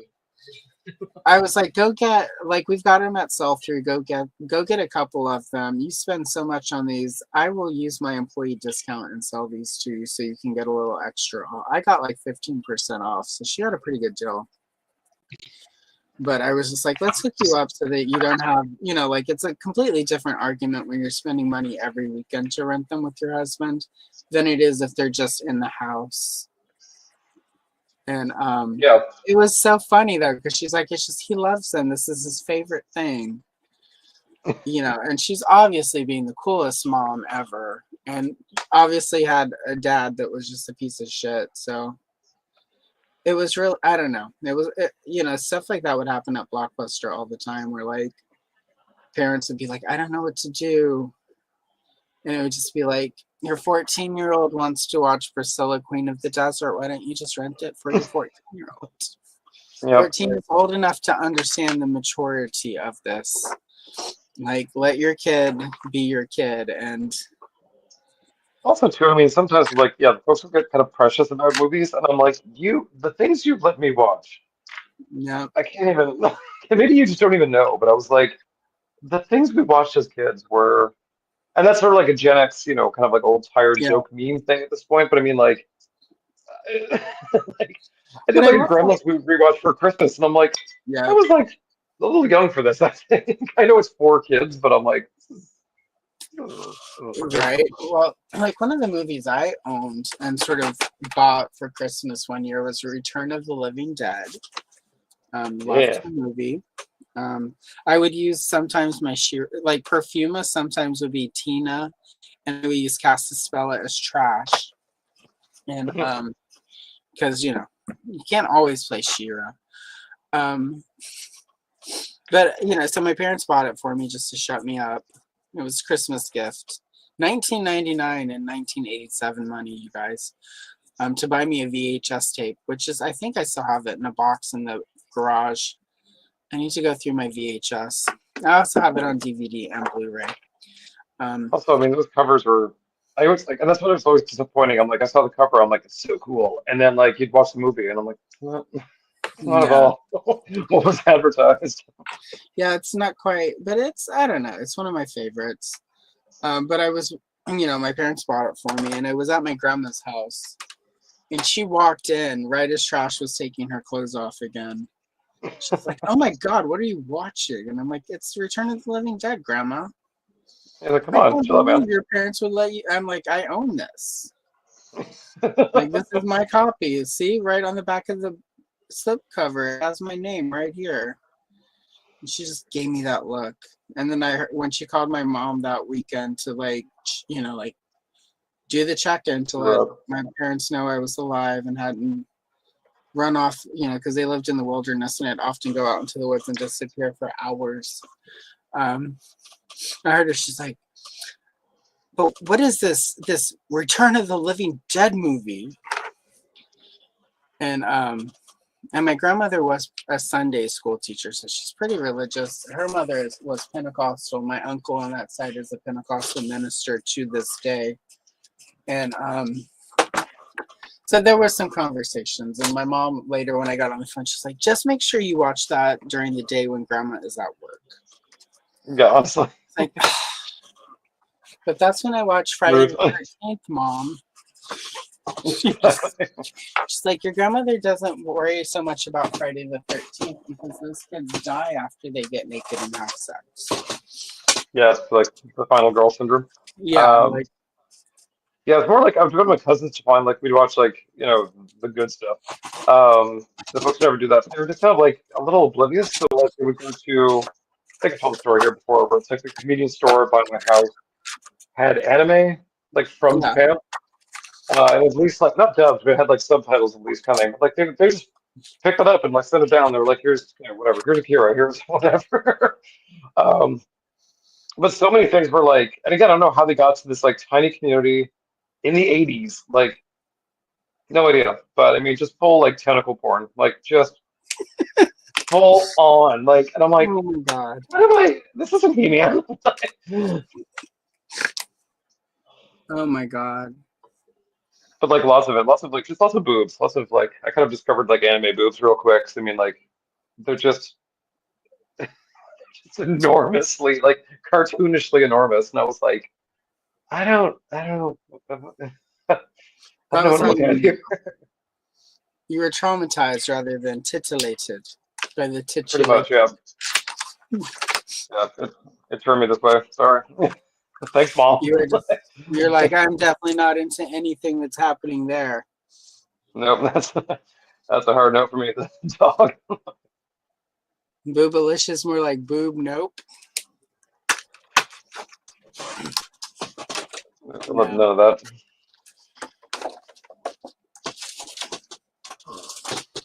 Yeah, I think for me, like, my parents had rented Cruising with Al Pacino at one point because my mom really liked Al Pacino.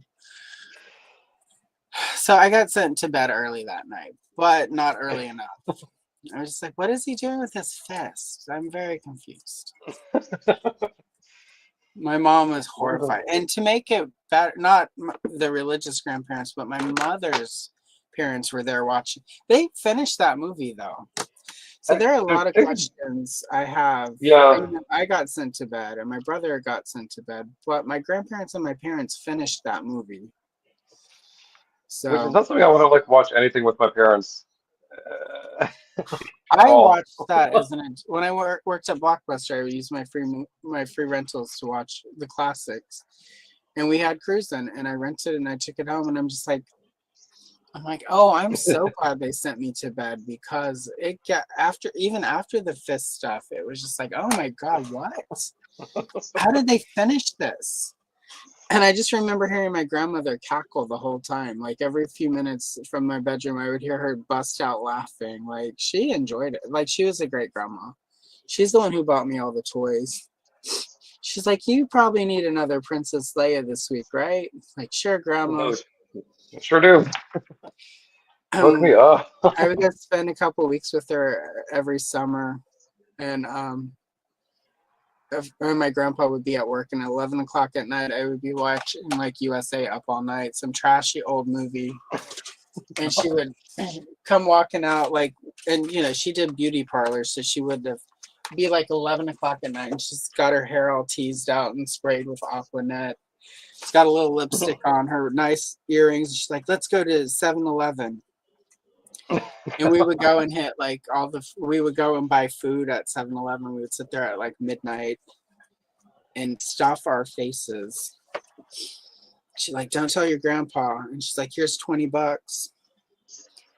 And so I was able to buy all these toys.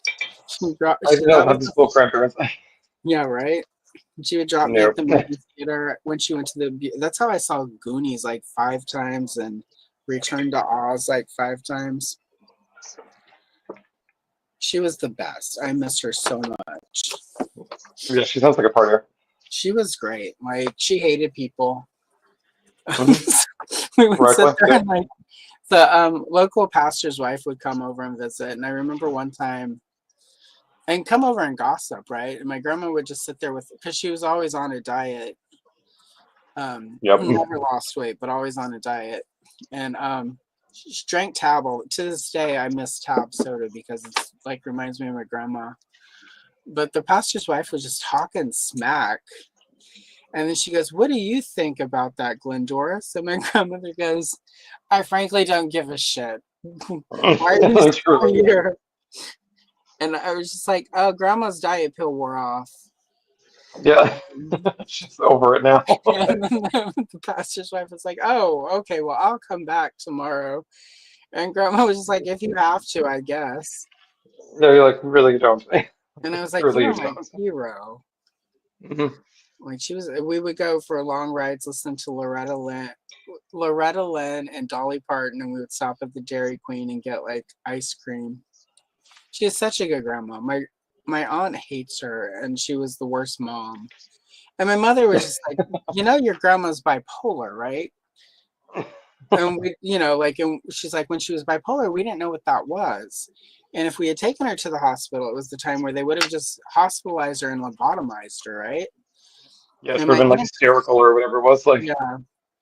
And my aunt just to this day is like, she was the worst mom. I hate her so much. And I'm like, that explains so much about why I hate you. yeah. Because Nerd. you're not a girl's girl, auntie. Yep. Yeah, she's the aunt who I sent the card that has the font that where the A and aunt looks like a C. Oh, yeah. And I put I remember inside seeing that in the, stores, and I was like, give me 5 of these. yeah, sent it to her one year, and I was like, it's a C, it's not an A. Two special The, L's. as you can tell, we get along. Mhm. She's the one I've told that when she dies, I'm going to come to her every year on the anniversary of her death. I'm going to go to her grave and take a big dump right on top of it. And sell tickets. Yep. She has used she has really good dental health care. And so she has had all of her teeth pulled out the year she turned 55 and got I would do the veneers. same. Like, I would. I've got a pretty good dental, not like 100%, but pretty good. And I'm just like, I literally had a dentist like last week, and I was like, okay, let's say I work for another like 10, 15 years. Like, what are Yeah. we? What's our long-term plan here? And they're like, oh, and so they kind of got a little excited. And they're like, let's figure some stuff out. Well, here's she's doing that thing though that old people do where they start shrinking. So she's Oh got yeah, like shrunken head thing, but she's got these big giant veneers in her head.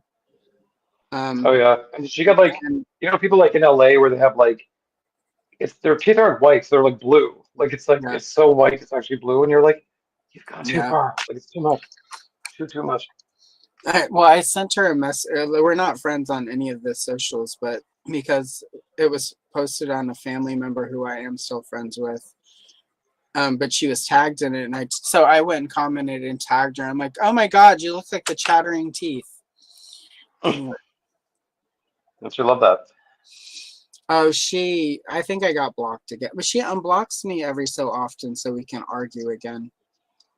I mean, because it's pretty much like she's got, Yeah, like I've only got on that side of the family, there are only 3 members of that on my mom's side of the family that are still with us. And my aunt never had kids. So, um, for a variety of reasons. Friday Part One is so good. That is my favorite movie. I used to when I was trying to be an actress, I would do often 2 monologues. I would do the Malibu Barbie, and I would do That's my Mrs. favorite. Voorhees, and sometimes I would do Carrie's mom, Piper Laurie. Like I liked it, all that dirty touching. It never Yeah. got. It got some laughs. There are a lot of people who would come up to me later, like, "We really should have got you. You would be fun." But most drama departments are not fun. It's all No. about the theater. So Funnily enough, I was never like a big theater kid necessarily, but like I was in like some um what's it called, like Shakespeare plays kind of thing, and that was yeah, actually probably the more fun because like it was usually like the comedies, and they were all about like, especially for me, because I was always like Shakespeare had like one really dirty friend who was his drinking buddy, and every year Shakespeare was making a play, he'd be like, William, Billy, like just give me in, just give me in, just give me a part, just make one right. for me. And so like this guy was always like the third part, like third act drunk guy who would just show up and like make dick jokes, and I was always that guy. You I were was that. like, what are you saying? Like, why am I typecast? It's that part you were born to play, Andrew. And I did it well, I gotta say. Yeah. I get to like just like go backstage, do nothing for the first 2 acts, and then like burst on the street like at like the last minute, being like, "Dick jokes like go over your head," and it was great. Like I loved it. Favorite part. When that, and anytime I would go on an audition for some theater troupe or whatever, I would be like, I'm not here to star in anything. I'm here to show up and have a ridiculous side part that makes people laugh or makes them cringe Yep, and then go away. Like, I don't want just to have about. to be here every night for rehearsals. I want to come in here and there, do my part, and then leave. I'll sell tickets. And so, Yeah, I could be the I can do the curtains too. yeah, I would have loved doing curtains on opening night. Like, I'll show up for a couple extra rehearsals to practice not killing people with the curtains, but Yeah, it's not that hard. I don't, like Carrie Fisher's film career in her later years, where she would just show up and do these like 2 or 3 day roles where it's like she's in, she's out, and she's not there for the whole movie. If I had pursued acting, that's the career I would have wanted. Hmm. Like my biggest role would have been like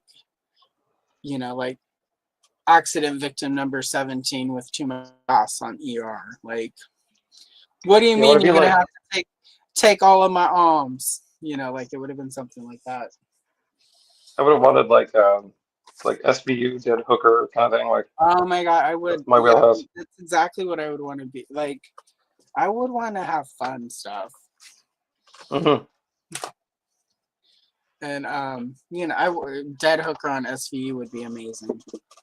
Yeah, that's Or like there's a that's, guy who that's does put on my TikTok. gravestone. There's a guy who does these TikToks where it's like the overly he calls it the overly exposition side character on SVU bartender, and it's like, oh, you hear about Tommy? Yeah, Tommy was hanging out with his punks, and and just go on and like You're like, you that. know too much about Tommy, dude. Yeah, You're a suspect now because you know you're too much about this basically one person. yeah, like basically plot point. Like you're there to push the exposition so that they can get this story going quickly. Yeah, Where you've got it's a already little, like 30 minutes in. yeah. Like I that's just, that's what I would want. Like that's the stuff I would want to do. Like I mhm. don't want to. I don't want to be a star. Well, I mean, I wanted to just be. I wanted to show up, do some ridiculous stuff, and then go away. Yeah, I just, I don't know. I just messed up my gray pencils I don't so know. bad. No, not my dollar store pencils. No, Oh no! I expected better from you, Dollarama. I burned the souffle.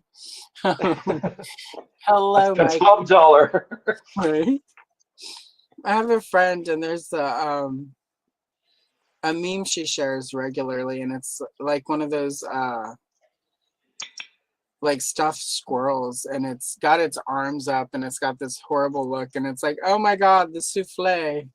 And every time I see it, I die. Next time it pops up, I'll save it and send it to you because it's just so ridiculous.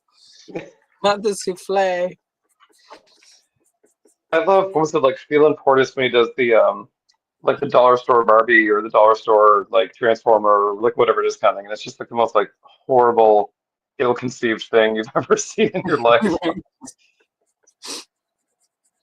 I've got a couple Dollar Tree Barbies over there that, like, if I ever do doll soap opera, they're gonna be like the town drunks.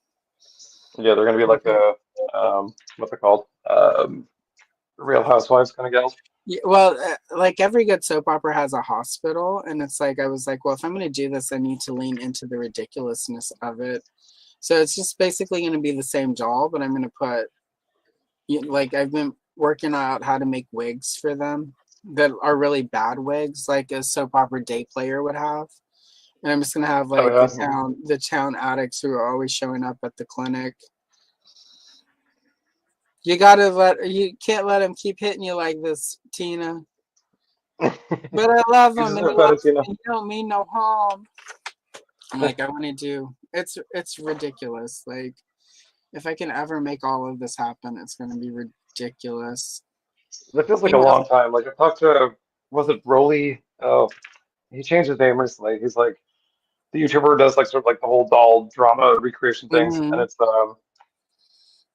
yeah, it takes a long time. Like even if you're not doing stop motion, if he's just like shaking a doll around, yeah, it's still like a shocking amount of work. yeah, it's not. And it's like you can't just sort of make stuff up on the fly. Like so I've got like 6 scripts mostly written out.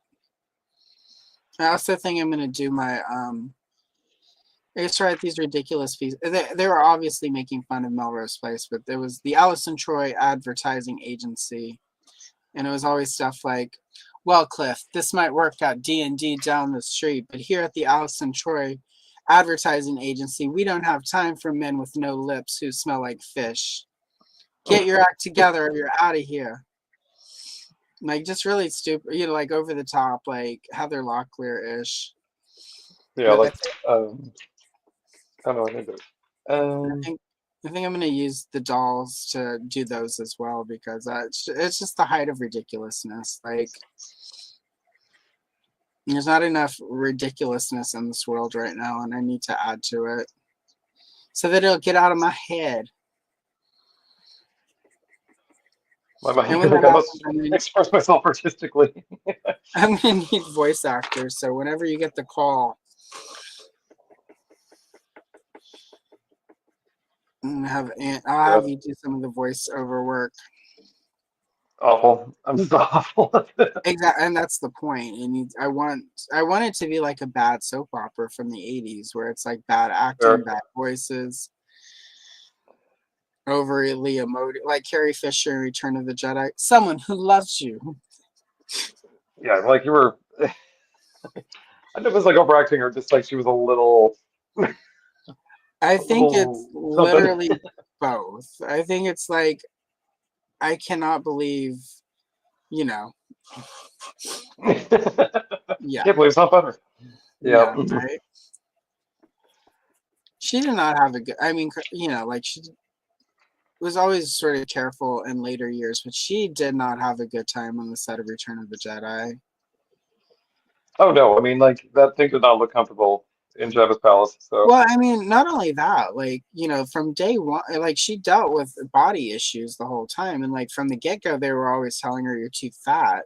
At one point, allegedly, like, well, it's between you and Jodie Foster. mhm. She's skinnier. If only you were thinner. Um, Yeah, and she then got the job because she said she would lose weight, and they kind of like she looked. Her joke was like they thought she would lose like 10 pounds here, 10 pounds here. How'd do that? right. But so for Return of the Jedi, she had to lose weight because they stuck her in that stupid bikini. And how did people lose weight really quick in the 1980s? You did it through Same as we do chemicals. now. Yep, You didn't same have as now, trainers frankly. the way they do now, right? Like all the weight Mhm. she lost for Force Awakens, they sent a personal trainer. Like she trained for weeks and months. In the 80s, they were just like, you figure it out. So You called your neighborhood Walter White, and Yep. you know, Like look like right through your nose. That's how it goes. coffee, cigarettes, and other substances, and you just don't eat for days, and you don't notice Yeah. it. I mean, that is the prime diet, so I'm not gonna knock it. It's Yeah. the So I season. mean, like, I know people. She made peace with that outfit in later years, but like back in the day, I remember reading in People where she was not happy about, and Lucas's whole thing. Well, for her to be open herself to love, she has to be humbled, and it's just like, yeah, Lucas. Yeah. Just like you wish you could humble Marcia in court right now as you go through your bitter divorce. Hmm. Yeah, he was also very bitter at that time. Oh, Temple of Doom, like, is such a dark movie and so cynical, and it's because Steven Spielberg and Amy Irving were having their bitter divorce during the making of that movie. And George Lucas and Marshall Lucas had just finished their bitter divorce. So like that's part of why that movie is so dark and so cynical and not pleasant. I don't find Temple of Doom pleasant. No.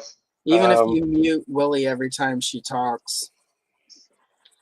And Yeah, she it's was. terrible because Kate Capshaw is not a terrible actress. Like I've seen her, I liked her a lot in Dreamscape, but the I the mean, she did the direct, job she was assigned. Like she did it well. It wasn't a good character, but she did even it well. still, yeah, exactly. That's the character that's what they thought of women at the time that they were doing that, and I just have a hard time. Even as a kid, like Marion Ravenwood was the perfect, Yep. film heroine, like spunky, you know, for the time she had to get into a little trouble and be saved a couple times because that's where we were as a society. But she also was able to take care of herself quite a bit. So Yeah, and she wasn't like even like a Leia or Ripley or even like Sarah Connor clone. Like she was very much like her own thing. she was 100, and she was very tough and very jaded. She was very much like the Katharine Hepburn type character of the like films of that time, where it's like she's wisecrack. Like Leia was sassy, but Marion Ravenwood was like wisecracking, like. That's like kind of a drunk, which I liked. Oh yeah, like that whole like I've been to a party or two where it's like I'm sitting there out drinking some dude, and I always try to channel Marion Ravenwood, Yeah, with my frying pan. always, and I usually win. Like there was a couple nights with peppermint schnapps shots, and Ugh. I think we talked about this recently on another stream. Yeah, it's the thing where like everyone's had a pepper or at least a schnapps story in their life. Like it's something you have to learn as a young adult, and you Yeah. never forget. Like, never.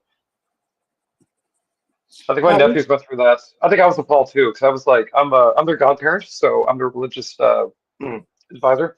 right, Um, and much like their dad did for me when they were like, graduating high school or whatever it was, I'm all like, easy right. booze, what do you want? Like, and then but they were like, I'm like, I can get you like, and not like on my bill, I'm like, I'll get you like wine, like scotch, like something nice kind of thing. And they were like, no, schnapps. I'm like, okay, like, But that's what you want. here's what I will say. When I was that age, as a teenager, whenever like I would get the good stuff. I didn't like the good stuff. I think it takes a while to develop a taste for like good bourbon. Even for like Yeah, vodka, I didn't like. I just knew that if I mixed it with orange juice, I could get drunk really fast as a teenager. It wasn't yep, until like I was much older when I, wasn't necessarily drinking to get messed up that I was like, oh wait, like if you get a good vodka and you mix it with stuff and make a martini, this is really good. Like there's a point to like having drinks that isn't just getting wasted. And it took me a while to figure that out. I mean, yeah, there are still times where I'm like, I need to get wasted vodka now, stat pronto. yeah. That white chick. I went to my favorite happy hour place when I was in Portland, and it was still there. And the waiter who we still follow each other on Instagram.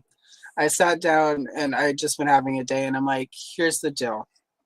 And at the time, their happy hour martinis were $2 and they were good and they were strong. And I'm like, Yeah. here's the deal. When you're walking back to this, I need to get,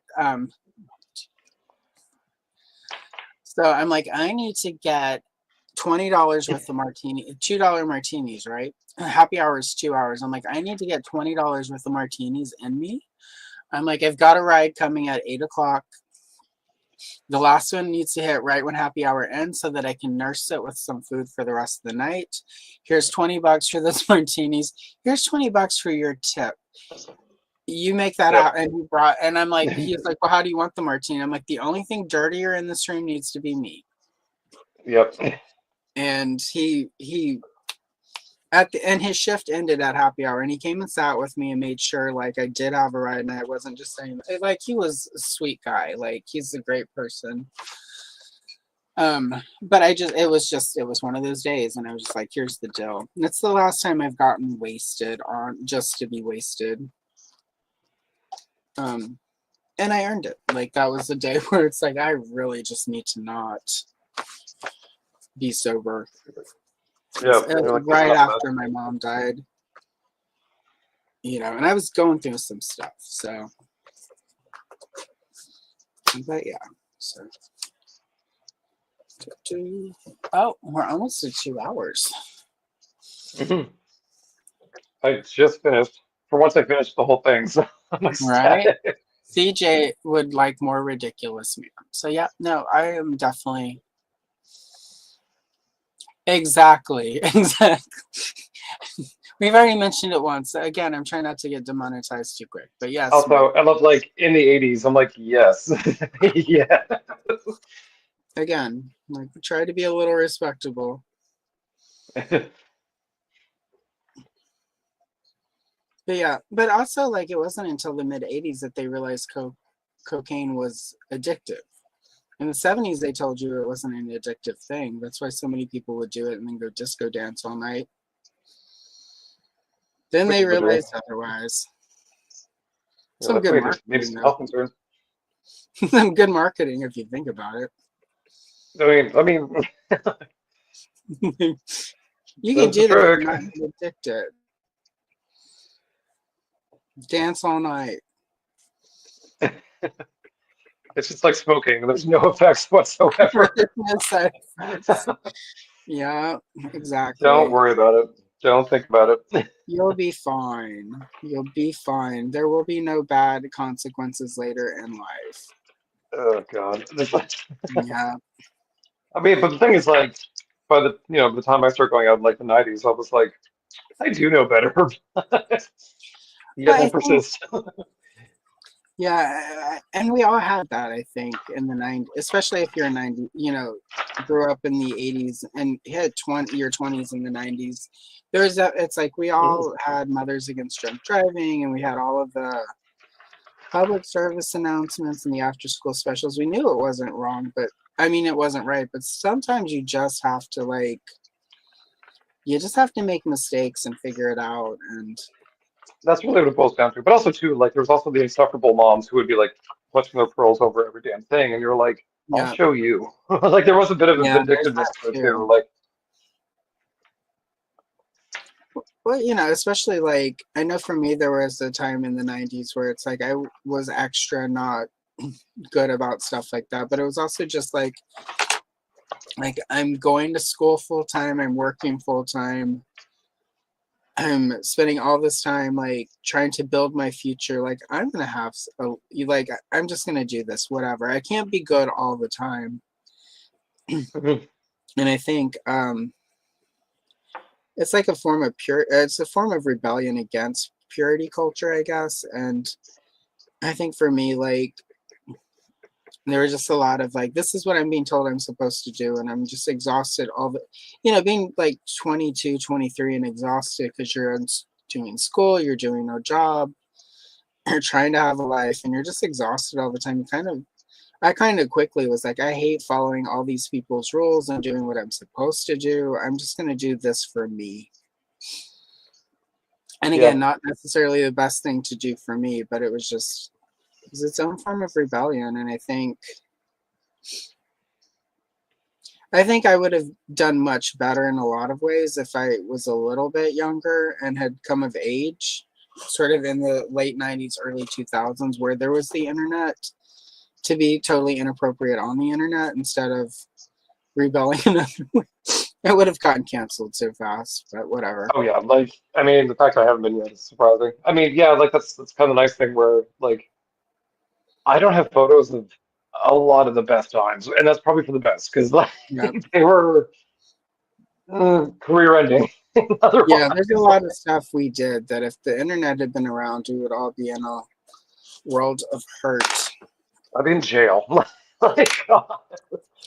I think we're also really sort of early though in that, where it's like we haven't yet found that balance between kids will be kids, and I think for boomers and Gen X, there's this whole lingering like this is going to go on your permanent record, and then a lot of us found out really quickly there was no permanent record. So I think some of us No. try to overcorrect for the kids, where it's like this is your permanent record now. We can finally make that happen. And I So mean, I like think, honestly, like employers aren't like, well, especially I remember in high school too, that was a big thing where they were like, you got a bad grade in this thing, so your career's over. And I'm like, yeah, trust me, they're not looking. Like no one cared that you got like a 67 in arithmetic in like grade 9. Like no one right. cares. You're not going to get into a good college, good, because the bad ones are cheaper. You're going to have decades of debt. Yeah, I mean, wish I had taken a course on credit cards. That would have been Right? nice. As a toy collector, it's been problematic. Oh, yeah. No, same. And they're definitely, I mean, I got a lot of episode 1 toys that I probably didn't pay off until 2010. Yeah, I'm still sitting on all those Beanie Babies, and I'm like, waiting to retire on this. The market's just Oh, God. My mom was not like, heating up "Beanie against. Babies." This is I, it. Yeah, I remember my folks are more comics, so they were like, you need Spawn #1, you need X-Men #1, you yeah. need all this stuff because, and this is my parents. I don't know why they even know about this. They must have watched like a show on like CBC, but yeah, I think I still have this somewhere. Not rich, like not Mm-mm. rich. They didn't pay off. The death of Superman did not pay off. It did not pay off. Well, I made a lot of good money with Beanie Babies at the time. Like, you Yeah, pick up something that was rare, you flip it really quick, you could make your money. All the yeah. people though that sat on, like, I hated Beanie Babies. I think I've got a Beanie Baby monkey somewhere. And it's because I at the time was into stuffed monkeys. And then I dated this guy, and I'm like, we're done. Uh-huh. Because he ruined stuffed monkeys for me. It's a story for after Alice and Troy After Dark. Um, Uh-huh. but so I've got him the little Beanie Baby stuffed monkey somewhere. Almost done. I just want to finish this up and actually finish one for a change. And then we'll go. Yeah, same. But I'm surprised. I I think did I have a flip a giraffe just couple. because I like giraffes, but it's like it was. I probably threw it out when I moved across the country because I'm like, I don't want to pack this stupid thing. Yeah, Um, Here's the same. thing about BBTS is that like I had to. There's some pre-orders where I had to put a down payment on them, like Samurai Jack. So I still got some stuff with Big Bad Toy Store, but like I always have to pay duty plus the Yeah, shipping, so, plus the exchange rate. So I'm like, I'm not doing this anymore. So there's a lot of Canadian toy stores now that have the pile of loot kind of system that I love. yeah. And if you hit your target like of like $150, you get free shipping, and I'm like, I'm in for it. But All like, right. um, but you have to pay the thing up front, and that's something that I kind of hate. It's Uh, like that was the nice thing where like I'd be pre-ordering stuff from Big Bad Toy Store. I'm like, yeah, throw it in, whatever, and then like I wouldn't really worry about paying the piper right. until it Until hit. Yeah, that's something I miss.